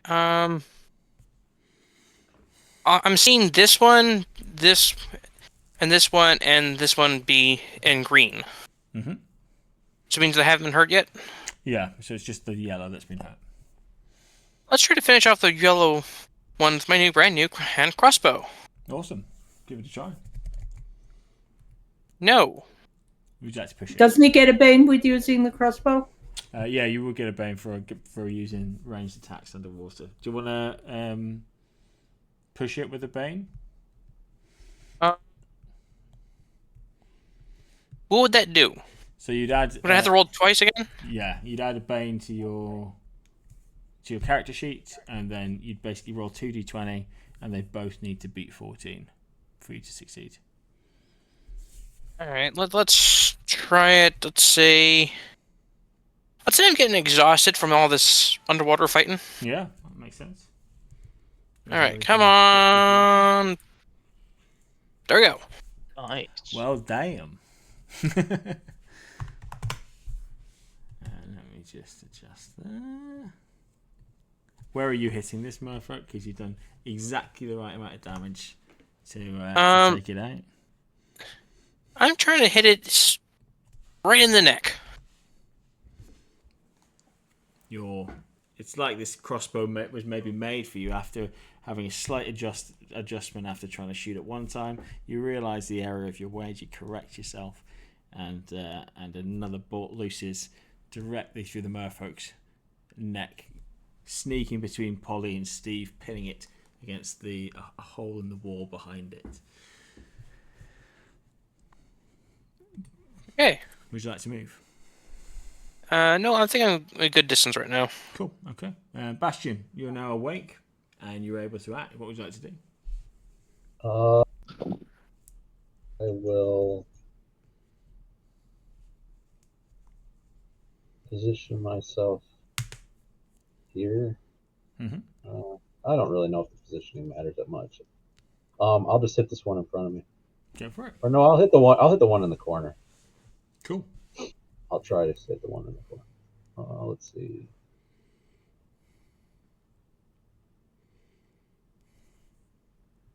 Here.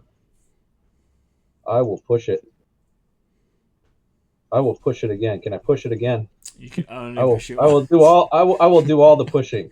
I'm getting that vibe from Bastion, but you can only push it once. I'm afraid. You're just a frenzied murderer. Steve, Bastion. Did you want to move, or are you going to stay where you are there?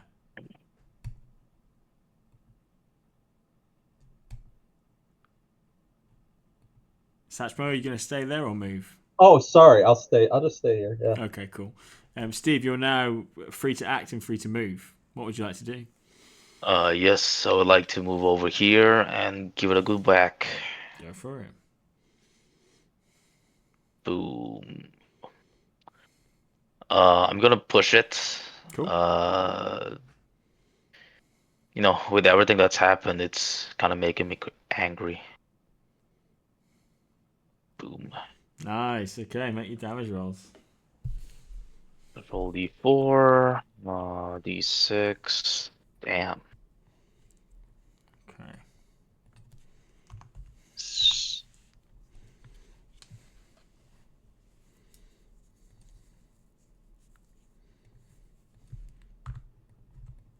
You've been suffering with damage rolls, haven't you?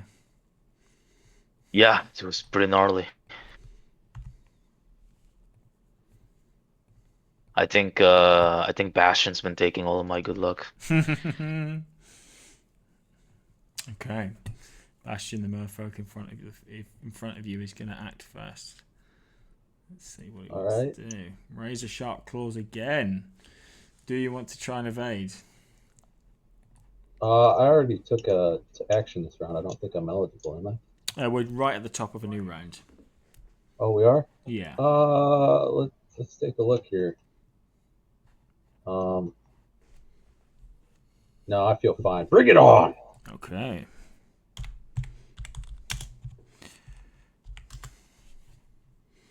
You suffer 4 points of damage. I laugh at his stupid fish face. It's pretty angry with you. It's just trying to claw you as much as it can. It might even have broken some of those claws off as it's trying to scratch, seeing that you're waking up and you've killed some of its friends. And the camera pans to Hector. What would you like to do? I don't have enough points for a pillar that will actually hurt them. I have a fireball, which I could bump up to 3d6.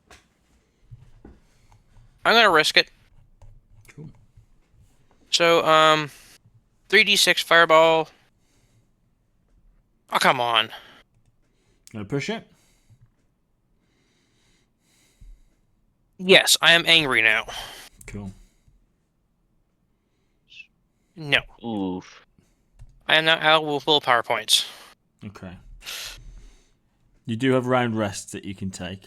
In fact, you'd have to take a short rest. So maybe after this one, take a short rest. Bastion, you're up next. What would you like to do? I'll swing around and try and hit this one in the corner again. Cool. Go Gadget Spear. 2d8.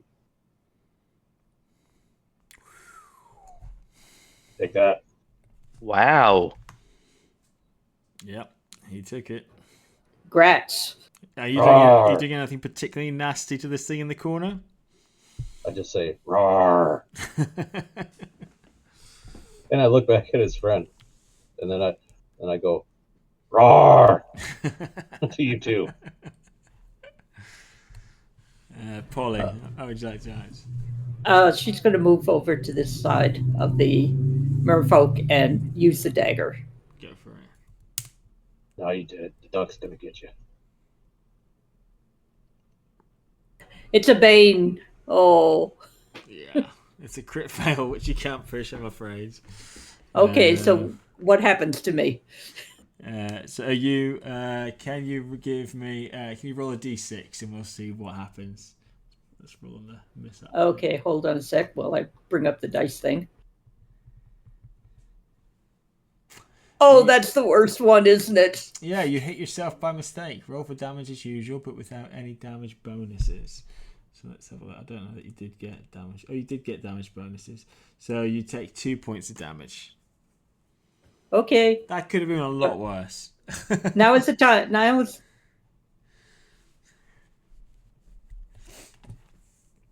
Get out there. Now is the time to find out whether or not my thing got connected. Yeah, I don't understand why. I don't understand why it didn't. I'm still trying to figure it out for you. Steve, what would you like to do? It's not that big a deal. Yes, I would like to punch it again, and it hit, so I'm gonna roll damage. For a 5. Nice.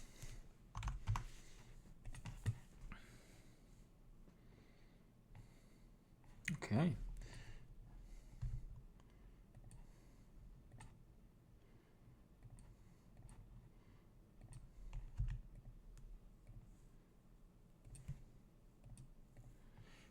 Polly, you're up next at the start of a new round. As Steve punches the merfolk in front of you and its head sort of swivels around and Bastion starts laughing in its face after carving up one of its friends behind it. This room now filling once again with merfolk blood and ichor. Hector, you might see this best actually. Across the roof, the bits that are broken down, you see a large shadow cast and moves from one side of the room to the other. It looks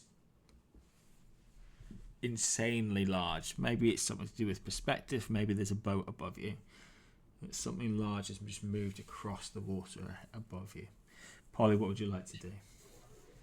I'd like to go eek and dagger the guy. Go for it.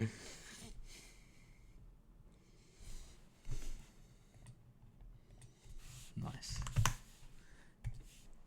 You cut him up as he's sort of almost delirious, being punched and stabbed and laughed at, and he looks like he's very much nearly gone.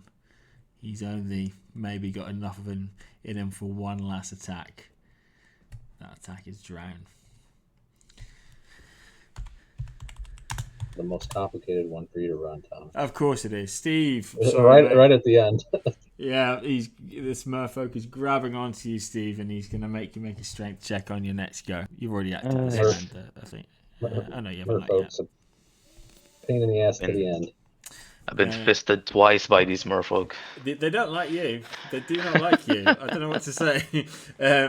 Bastion, what would you like to do? It's your turn now. I'm gonna stab him. I want to get him off my friend there. Go for it. I mean, I'd like to bite him, but mechanically, I'd like to just bite it because I'm a wolfkin. I'd like to just bite his face. You can do a brawl check if you want. But I don't know. But mechanically, well, you know what? That's what I'm gonna do. I'm not playing to win. Let's see.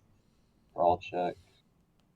It's fine. You're gonna roll a 4 on the 1d4. Where's brawl? I don't have. I have. I think that's secondary skill. It's on the weapon skill. No, wait, oh. It's a weapon skill. Yeah. Third from the. Oh yeah, I got it. Top. Nice. Give us a D4.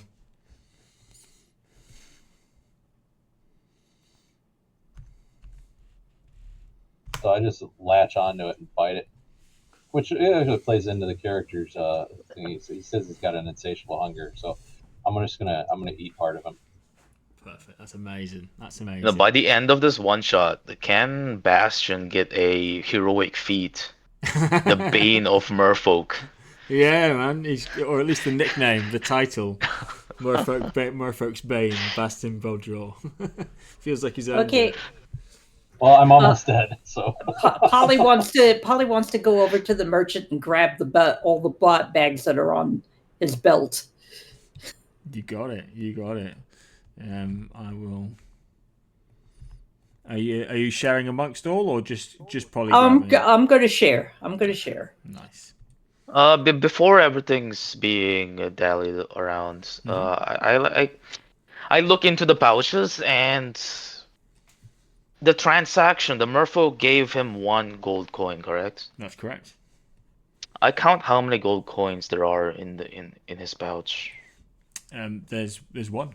There's one that you have one on you, and there's one in his pouch currently, which is the one that you saw him pocket after the merfolk gave it to him. So there's at least 1 recent killing. So there's a party's loot and gear somewhere in this tower that we can possibly find.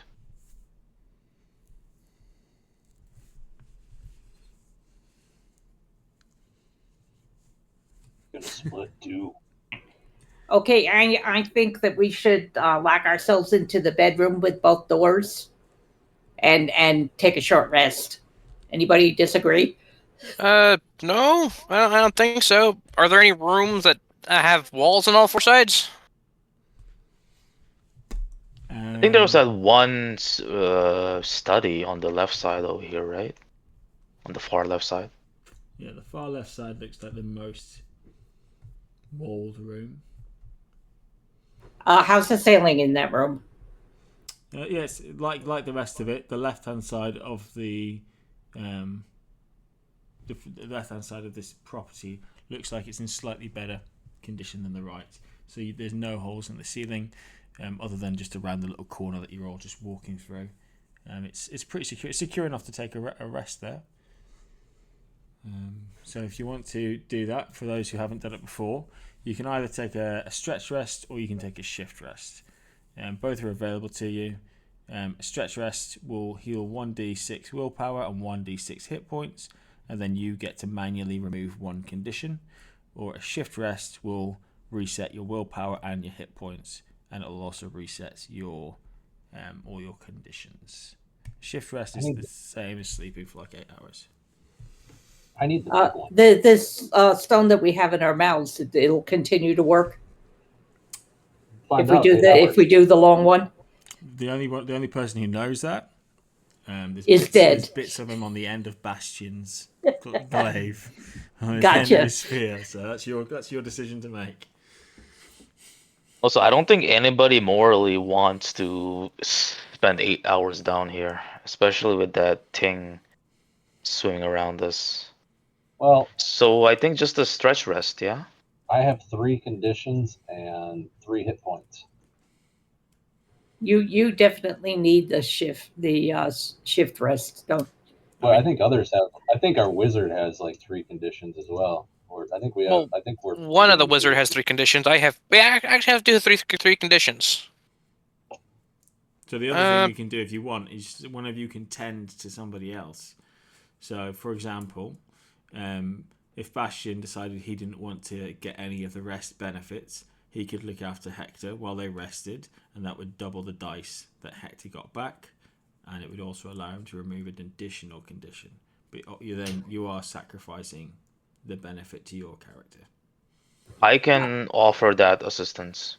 Well, there's another alternative. We can go back up to the to ground level, and rest in the tower. Mm-hmm.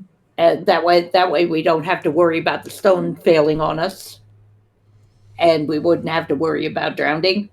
Who's got time for that? Oh, We all do. right. And then I'm open to all things, because although I'm hurt, my willpower is absolutely fine.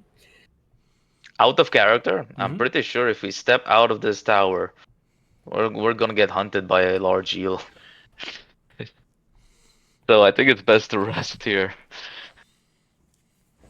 Oh, how did the eel get on land, though? Actually, the point he's making is to get from where you are to land. There's an exposed bit of lake you have to cross. Yeah. But that doesn't mean there's an eel there. You could do that. There was land around the tower, though. Yes, but there's the tunnel at the bottom of the stairs in the tower, the bit where you were first located on this map. There was a little pathway, which was like a exposed bit of. So there's I guess there's an element of risk if you want to try and get there. I see. But well, if you guys want to risk a long rest down here, I'm willing to do it. I've got my sea legs going, which means I have advantage on drowning. Nice. Actually, if you guys want to take a long rest, I can opt to not rest at all, and in case anything bad happens, I can realize that quickly and pull you guys out. That So works. in case, yeah. Yeah, if somebody wants to give that up, I think that's a sensible alternative. Yeah, What we'll do do I? it. So what do I roll, Thomas, to get the most amount of stuff back? So you just go down. You go down to just above your willpower points, bottom right of your character sheet, and click the word shift, and it'll do all the roll. Well, it'll just reset everything for you, so your willpower and your hit points will go back to full, and it should also clear all of your conditions for you as well. Mine went to 0. I just died resting, guys. Or you can just click you can just click on the hit points manually to fill it all up and reduce, and then. Can you look at my sheet? Because I think I did something wrong, buddy. Cool. Yeah, let me have a look, mate. Well, Bastion's not the smartest guy. I think I just bricked my sheet. There you go. That's done. Oh, your character's so not smart. You broke I the think I need fourth wall. I think I need to reload. All I I'll take see it. is blanks. I'm taking a shift because I think I'm going to need it. I use willpower a lot for this build. Cool. And I also don't want to deny someone else their stuff. Okay, cool. Has everybody taken the rest that they want to take, or they're able to take? Yeah, how many conditions Yes, would I that have. let me get rid of? Your conditions should have all disappeared, Bastion. And full health. Okay. Yeah. All right. What would you guys like to do now that you're all rested? There was a little hallway next to the last one that we killed. I think we should go check that out. Cool. Okay. Yeah. If you guys want to move I can move your tokens, or you can move them yourself. Move yourself back over in that direction. It was over here. Just clear up a few dead merfolk off the map.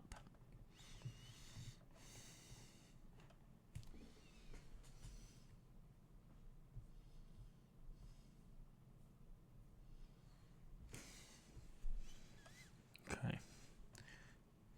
So entering, Would this lightstone still be working?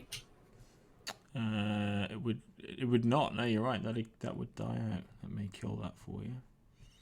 I need to recast my spells.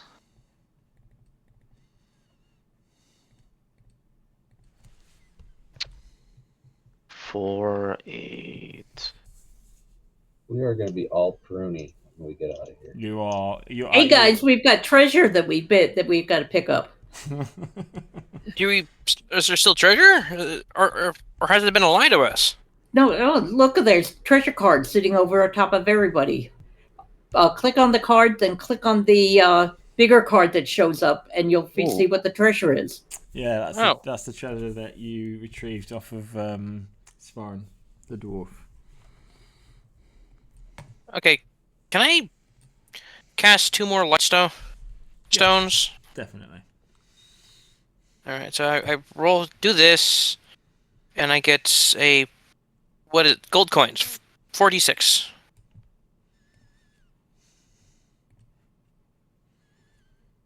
Oh, 15. Nice. Wait, what is the rat? Roll for evade. If you fail, is that just a bad treasure? Yeah, it's a bad treasure, and there's only one of those in the Oh, entire I deck. see. Dude, you're having such bad luck. All right, come on, Thomas. Okay, how do I get rid of a card then? Yeah, It's a rat? Oh, there we go. I need to roll for evade first. Let me do that. Are you going to eat that? Oh, I succeeded. You Okay. managed to evade it. Well done. You got 15 gold and 30 silver. It was 30 silver, not 3 silver. Oh, wicked. Cool. That makes sense. Just miscounted. Do you want me to get rid of that card? No. Okay. Hector, did you cast the Lightstones again? Yes, I did. Did you re-enchant Polly's Lightstones? Yes, I did too. Okay, cool. Polly, let me give you some light again. There you go.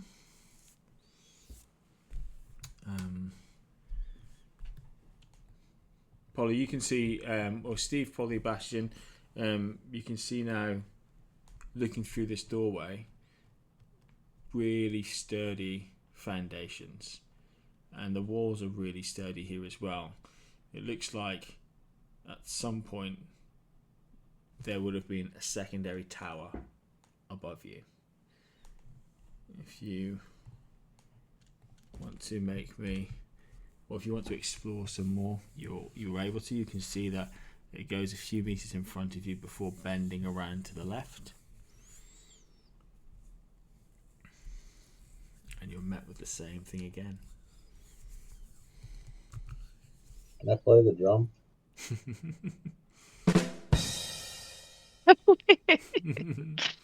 I'm not going too far ahead without you guys. Hey, there's one of us missing. Oh, there. Okay.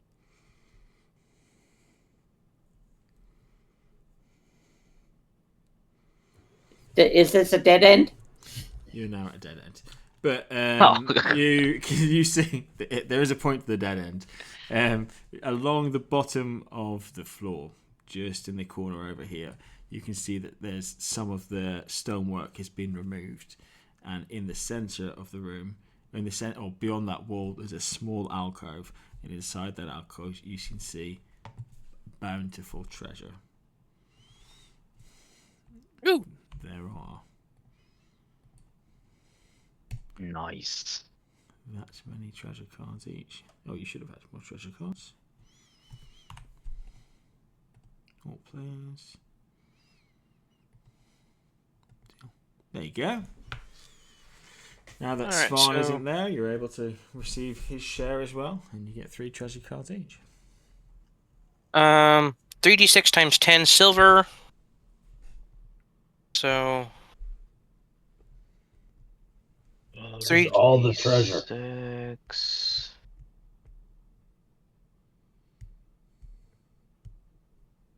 so 80, Mm-hmm.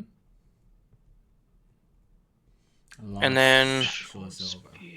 Or probably more thematically, rather than 80 silver, you've probably found 8 of those old gold pieces.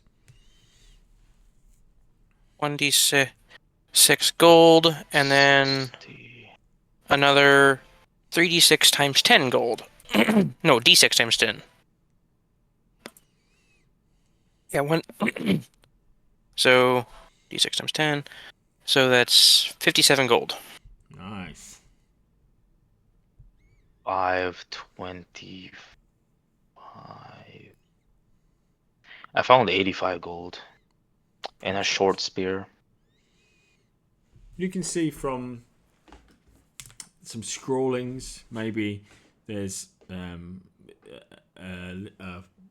like a weathered, wet stone that's got Svarn's name scratched into it, and you can make out along these walls that there are some scratchings from the merfolk that their claws have used to make. You get the impression, this is how we navigate his plot armor, that they had promised him this treasure, but only 1 gold coin at a time. In exchange, he was to lead some people down here from time to time to keep them busy, entertained, and well fed. And you can see from the large amount of gold that's left that they could have been down here for a very long time with this plan. Wow. You guys are I- complete jerks. I found a ring worth 13 gold points, 15 gold of copper, and 21 pieces of 15 gold and 21 pieces of copper. Nice.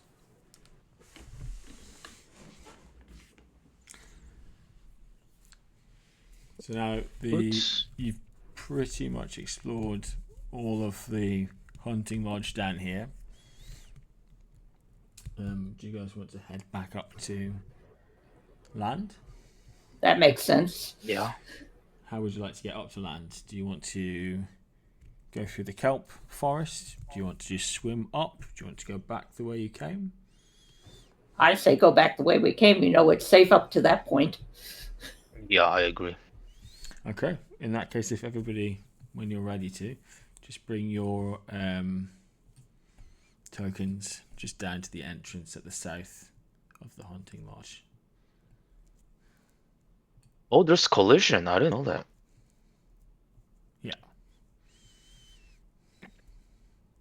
As we're walking along, I say, so we've got a bunch of treasure, guys. Yeah. Honestly, I think my share's a bit heftier than some of yours. Same. You know what? I can trade you 15 gold if you let me take the merchant's donkey. Oh. I don't mind. The donkeys are loud and annoying, and they bite people. Go ahead. Yeah, they get eaten by trolls if you leave them alone. Okay, as you guys cross the pathway, let me just stick you back and get one roll out of you before you go. As you guys cross the pathway, can you make me? Let me get your character sheets up to make sure I get the right roll here. You can either make me an awareness check, or you can make me a like a spot hidden check or something along those lines. Something that's going to rely on your eyes and looking around. I've got a condition on intelligence. That means I have a boon, right? Sorry, a bane. That's correct, yeah. Okay, so I have to roll twice. I fail. Okay. Why do you have a condition? I thought we get our... Oh, you didn't sleep. You didn't rest. Yeah, just to be safe in I case something see. happens. Okay. Polly, Hector, as you two are leading your group across this pathway, you are the first to notice that the forest of kelp starts to part. And as the forest of kelp starts to part, you see a large monster-looking thing move towards you. It surrounds the top of the hunting lodge. It's over you. You have a little bit of time. What would you like to do? Book it. Run! Oh, but in that general direction. Okay. Everybody makes me a acrobatics check, and we'll see how the running goes. Polly's good. Hector's good. Actually, and I want to talk to the group before I do this, but because I don't want them to feel obligated to fight. But I think Bastion would just charge right at it. Okay. I would also like to, since this is a one shot, I would also like to fight this. I just think it's in my character just to charge right at it. I think I like the idea of him dying and going out in a blaze of glory, like a Klingon or something. If you want to charge towards it, you can move your token towards it. That's cool. I really think the smart thing to do is to run, but yeah, I'll charge towards it. Polly, when she sees Bastion running towards it, takes two meters forward, stops, and then goes forward towards it. I will cast Stone Skin at 3rd level. Okay, cool.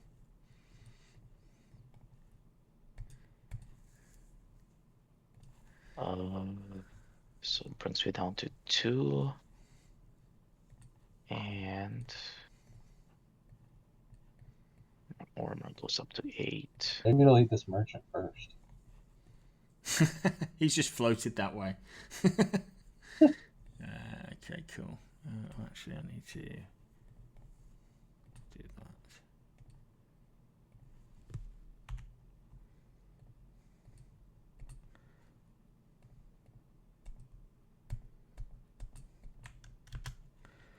One second, guys. That should all be good.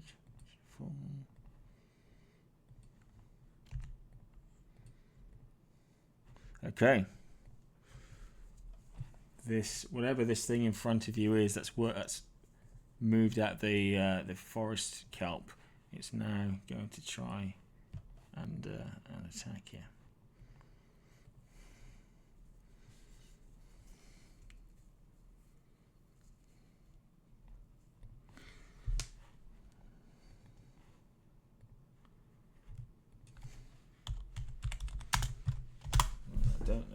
but it's not associated with its character, so I'm just rolling it manually. 1 second. Bite. Okay, cool. Bastion, you are within range of this thing. This monster is clamping its teeth down on you. Right on. It's going to deal 2d10 piercing damage. On your next turn, you need to make a strength roll to break free. That's going to count as your action. If you fail, Take it easy. If you fail, they suffer a further 2d10 damage. Would you like to try and evade? No. Okay. I actually wanted to jump into its maw at my next turn. Oh, that works. With my leading, like 300 style, leading with my spear. That's cool. If you survive 14 points of damage, you can do that. I'm fine. Just about. And it's your turn, Bastion. Yeah, so I'll jump right in there, leading. I want it to wrap me up. I want to get right at its stupid purple. I want to get right at its stupid tentacly mouth. Awesome. Okay. If you're jumping into it, and are you making an attack roll? Yeah. Okay, you can make the attack roll with a boon because you're closing the distance. It's becoming harder not to hit this thing than hit it. Okay. I wish the boon bane at the top of the character sheet had a toggle. I know. I wish that as well. Oh shit! That's staves. Sorry, spears. There you go. Crit success. Bastion strikes again. Do you want to do double damage, or do you want to act as if it has no armor? Let's do double damage because I don't think it has any armor anyway. It's a big, stupid jelly squid octopus thing. So.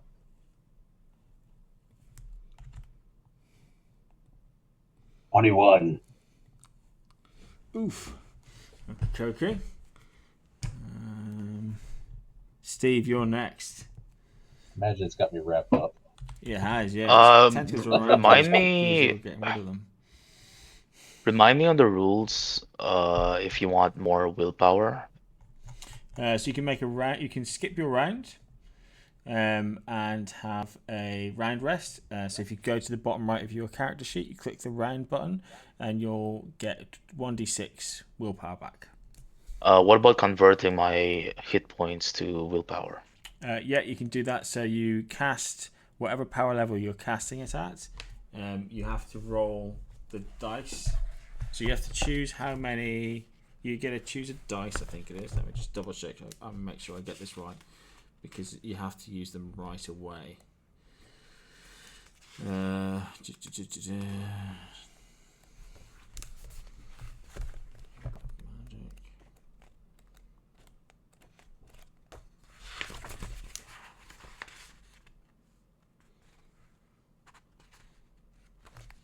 Zero willpower. Power from the body. If you have just 1 or 0 willpower left, you can draw power from your body if you need to, but it's harmful, potentially lethal. Roll a die of your choice, d4, d6, d8, up to d20. Before casting the spell, the result indicates how many willpower you gain, and you must use them right away, so you don't get to store them. But Below 2, so I can't do it. I have 2 willpower left. Well, you can. I mean, if you want to do it, we're at the end of a one shot. So if you want to do it, do it. You don't miss your turn for one number. Do you know what I mean? That would be my ruling on that. Yeah, very well. I'll roll a d6. Cool. 5, perfect. I needed 4. Awesome. So I lose 5 HP, going down to 6. Yep, and then you have to use those 5. Yes, and I will upcast my power fist at level 3. Awesome. Are you running towards this thing as well? Yes. Okay, you'll be able to get a boon if you go right up to it like that. Yeah, on the attack again, it's becoming harder not to hit than hit.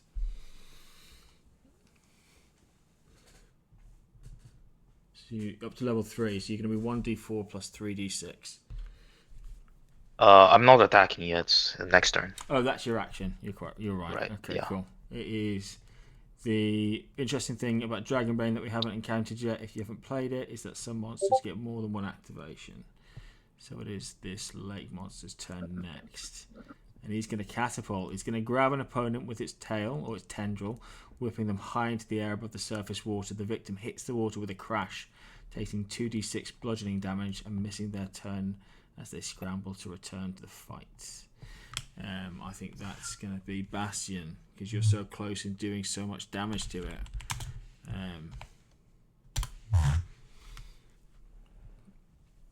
You are going to suffer 7 points of damage as you are flown, and you crest the water. You're flown out of the water. You can see the watchtower. You can see now the sun setting in the distance. You can see what you think you can make out is a cart and a horse stood upright trying to graze on a couple of trees before smash you hit the water, turning around and seeing this creature that you're trying your best to take down below you. You start making your way back down towards it. Polly, I'm dead. you start floating down towards it. Polly, what would you like to do? I thought you were getting cinematic with it. I was loving it because of my shenanigans with the cart earlier. I thought you were gonna have him throw me out of the water and I was gonna land on the I didn't know you were dead, to be fair. Yeah, so you're floating down. Polly, what are you up to?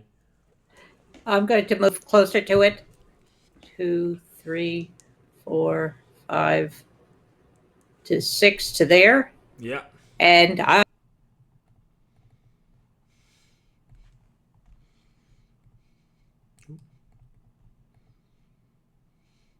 Nice. Your audio's cut out for me. oh, sorry. And that's it. I've done movement and action. Okay, cool. And that will take us back to the lake monster. I don't know what's going on with its aura. It's playing up. This thing is now missing a couple of tendrils. There we go, that's better. As it goes back to the lake monster's next turn. Bite. It's going to clamp its teeth down, dealing 2d10 piercing damage. It's going to be between Steve and between Polly. Steve, you're going to be on a 1, 2, and a 3. I think we both know how this roll is going to go. Do you want to try and evade? You've acted already, so you're not able to, haven't you? Yeah. Okay, so let's roll. Okay, Steve is hard as a rock. He got this. Whoa. There you go. 4 points of damage. You jammy guy. Nice. And you've got armor, so it doesn't even do any damage. It tries to bite down into you, and instead maybe it's trying to suction onto you. It can't grip onto you with this new armor you've got that's come from your skin and your magic. Yeah, the earth that coalesced on my body, some of it keeps me clamped onto the surface of the ground. Nice. Stuck to the bottom of the lake. Hector, Right. What would you like to do? Okay. I am going to do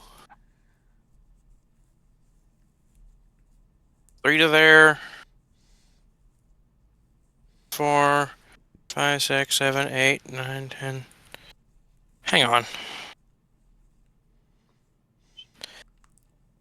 The ruler was acting weird for me. I'm gonna move right there. Right where I think his eye is. And try to fire a point-blank fireball right into his eye. Okay, go for it. Do I still have a boon or a bane? No, you won't get the bane because you're so close, and this thing is so big. Okay then. You get So the same 2, 4, 6. 6. I'm going for a max-powered fireball. So, yes, I am Silly angry. question. Come on, you can do it. Come on. Nice. So that is 2 start off with, and each level gets an extra d6. Okay. So that's 4d6. Very nice. Not the best roll, but it'll work. It's decent, and you can see that as you're pouring the fireball into this creature's skull and its eye, ichor starts coming off of it, and the water around its head starts to boil. The water starts going up towards the surface of the lake, and we will get into another round of initiative.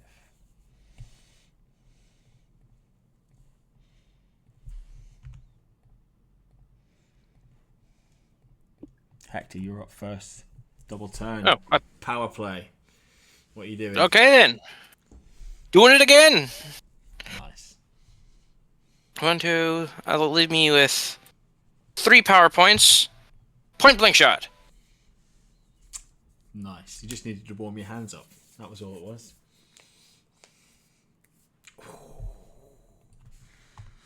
Jesus. Good shot, man. Very good shot. Very good shot. As more water starts to boil, and you can see the texture across this forest of kelp start to change as it starts being affected by the heat and wilting. Bastion, do you want to roll me a d4? Oh, sure. I was honestly, I didn't know that it had death saves in it. I was honestly fine with dying, but I love a heroic death. You can die. You can die if you want to call it there. You're absolutely welcome to.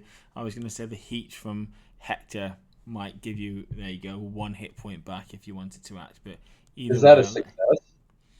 Well, it was just a number of. It was just a number of hit points you might gain from the warmth coming from this fireball as you return to the ground to give you an action. If you don't want that though, that's also fine. It's not a rule. It's just a bit of fluff. For the one. That's how the death rolls work. There's a success and failure thing. So the way the death saves work is you go down to the bottom of your character sheet and you click on death rolls, and only after you succeed 3 times do you come back. So you were giving me 1 hit point back. Sure. Yeah. If you want it, you can have it. I'll float back down and I'll take the 1 hit point. I'll float back down and I'll say, remember me, and we'll give him one. It's not your initiative turn just yet. That was just a benefit from the 2 fireballs. But he does remember you, and it's his turn first. Oh, well. He's now charging. So the monster moves through water like lightning, charging down its enemy and inflicting 2d8 bludgeoning damage on everybody within 10 meters, which is everybody. If anybody hasn't gone yet and wants to evade, tell me now. I think I would like to evade. Okay, make your evade. I don't think I can. I toasted this guy twice. Yeah, I'm not going to evade. You're not going to. I'm going to take your previous I failed offer. to evade anyway. Do you want to push? Yeah, why not? Okay. Nice. Ooh. Bastion, but you're in your element, Polly. You're a mallard. Bastion, what were you saying? I'm going to take your previous offer and take the heroic death. That makes sense. As you come down, this thing sees you. I got thrown onto the water, so yeah. And I was like 3 hit points. It sees you and it deals 4 damage to everybody around you. Yours is the last. We'll get him, guys. This is yours to get. Bastion, yours is the last face it sees as it starts moving. It's more opening, its remaining tentacles moving the kelp and the water and pulling you towards it before you're met with darkness and nothing else. Yeah, I give it indigestion. Yeah, I think you probably would. The way you've been rolling. Steve, you're up. Well, is Bastion actually dead, or is he just at 0 HP? He's at 0 HP, but he's calling himself dead, so he's dead. Okay, Bastion, would you, if I were to make a heroic speech, would you offer to not kill yourself? What? I just got thrown out of the water, like however many feet in the air, and then ate by a giant squid at 3. Run Sure. from the I don't know. inside. Is he in the belly now? Yeah. I don't know. It's up to Thomas. I'm gonna let Okay. Thomas. Okay. He's in the stomach, right? So Mm-hmm. I've made one successful save. I need to make 3. right, Steve. He's rock hard. He's just like he's like any other coral in the deep sea ocean.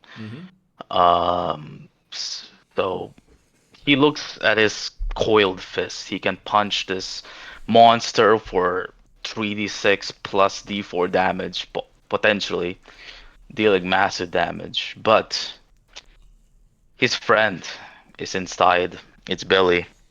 Oh, we aren't friends. Don't worry about it. He's gonna use his action to attempt to rally Bastion. He says, Bastion, son of the great wolf, the bane of all aquatic life, do not close your eyes just yet. For your purpose is not over. Awesome. Okay, cool. Do you want to make me... I'm pretty sure it's a persuasion check. It's a persuasion. However, since I am a human, I will... You want to use your talent? Yes, I would use my heroic ability to not use persuasion, to use another skill. Go for it. But I don't have will. I don't have will points, so I'm going to roll a d6. Sure. Now, if I roll below 3, this is all for naught. The tide is turning. Is that a fish pun?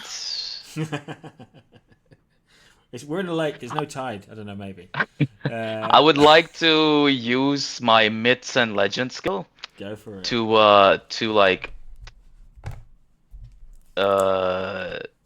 To imbue my speech with the like the feeling and the narrating tales of myths and legends. Nice. Would you like to push it? Yes, I would like to push that. Oh my god. Yeah. Barely. Maybe your myths and legends tells you exactly which tentacle to grab and shout your rallying call into. Bastion, you're able to act like normal, but you still need to continue. You could just talk somebody out of death saves in this game. You still have to make death saves, but somebody can give up their action to allow you to then take actions on your subsequent turns. Even is my only available action a death save roll? No, you can act. So you can act as normal, but at the start of every round, at the start of each of your rounds, the first thing you do is you make your death save, and then as long as you don't have 3 failures, you can act because somebody sacrificed their round and they succeeded rallying you. It's your story, Bastion. I believe in you. I got never-ending story vibes from that. Atreyu! You shouldn't. I mean. Okay, Lake Monster's up next, and he rolls catapult. Bastion, you're protected because you're inside of his body. Polly, you're 1, 2. Steve, you're 3, 4. Hector, you're 5 and 6. Polly, once it grabs you, whipping you high and beyond the surface of the water, would you like to try and evade? Sure. Go for it. It's a fun ride. I don't. I could push it.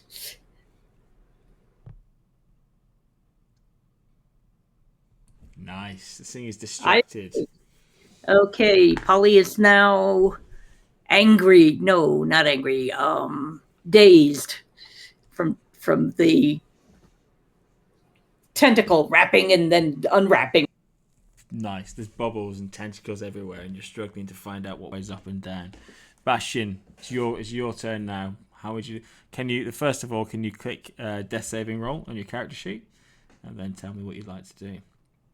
That's a second success. Dice tell a story. This wolf won't die. Let's see. I'll try and spear him from the inside, I guess. Yeah. Can I get a boon on it? Yeah, you definitely can.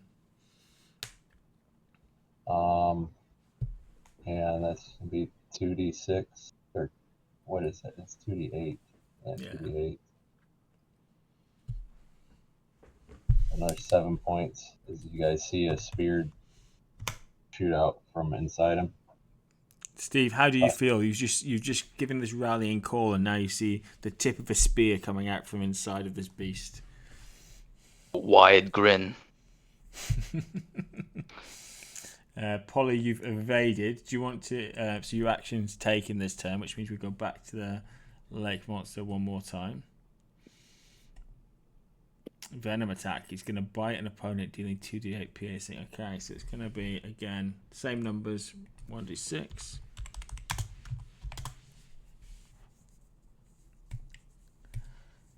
Steve. That's me again. Oh, was it you again? Oh, Steve was 1 and 2. You're right. Polly, you are not able to evade. Okay. You're taking 4 points of damage. And then if you can give me a Constitution save, please. Sure, just a sec. You just const check.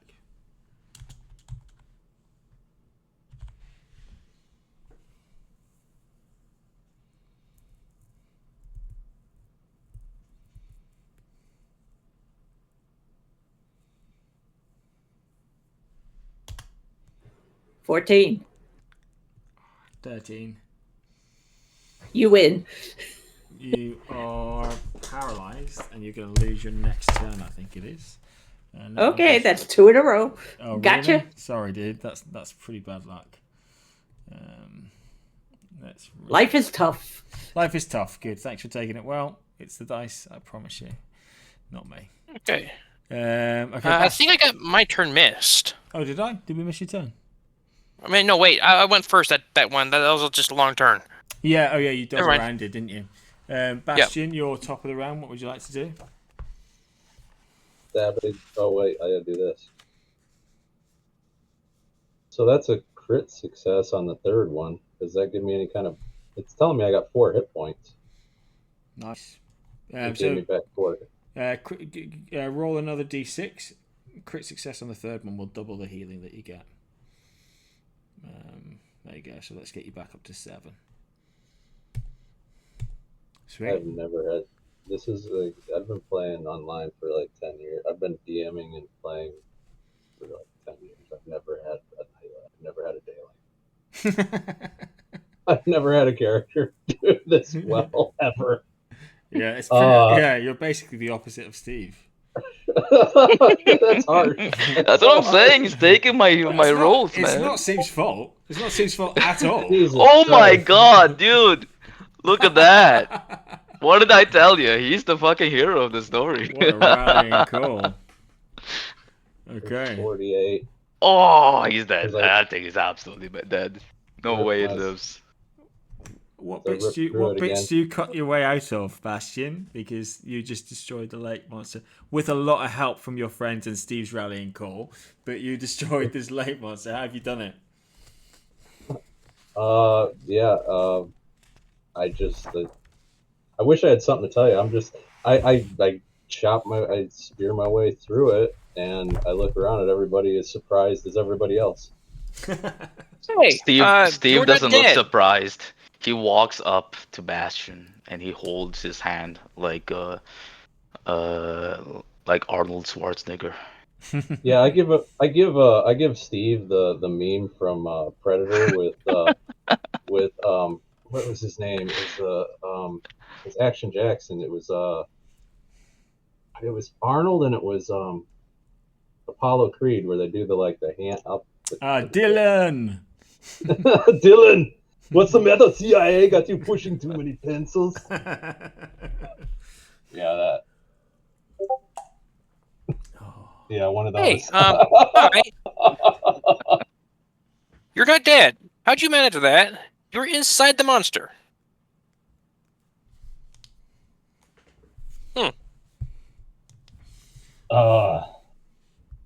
Yeah, When you believe, okay, actually, Steve is a mentalist, right? So he says, when you believe in yourself hard enough, even those not adepts at arcane magics can will their own life alive. It's beautiful. It's beautiful, and as you look around, you see the shadow of this lake monster, which is floating up to the surface of the water, just move back and forth over you, and the lighting hits beautifully as an outro track starts to play. Would you like to walk up through the tower, or are you going to swim up and pop your heads out of the lake directly above you? What would you prefer?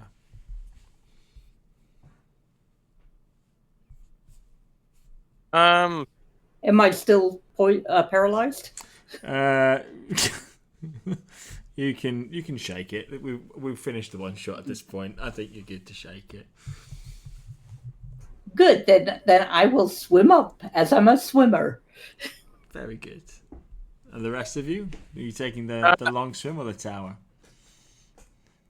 I think Steve is too heavy to swim. Like he's just encrusted in stone. So yeah, I want he to get takes some the of that. tower. I want to get some of that squid though. It tried to eat us. I'm gonna eat it back. Nice. Checks out. Yeah, let's have squid. Campfire. You guys return to the Misty Vale proper. Perhaps next time you see a map like this, you'll change the colouring and the design of the monster in the middle of the lake and add a bit more blood around it. You're able to return to the pony and the cart, where you find another 8 gold pieces stamped with the Dragon Emperor's head. Perhaps this has been going on for longer than you care to imagine. And before long, you find yourselves back again around the hearth, drinking a cold beer or ale of a pub, listening to a bad bard pluck an awful song full of bum notes, but grateful that you're able to sip your beers and not have to worry about a breathing stone in your mouth while you fight a giant lake monster.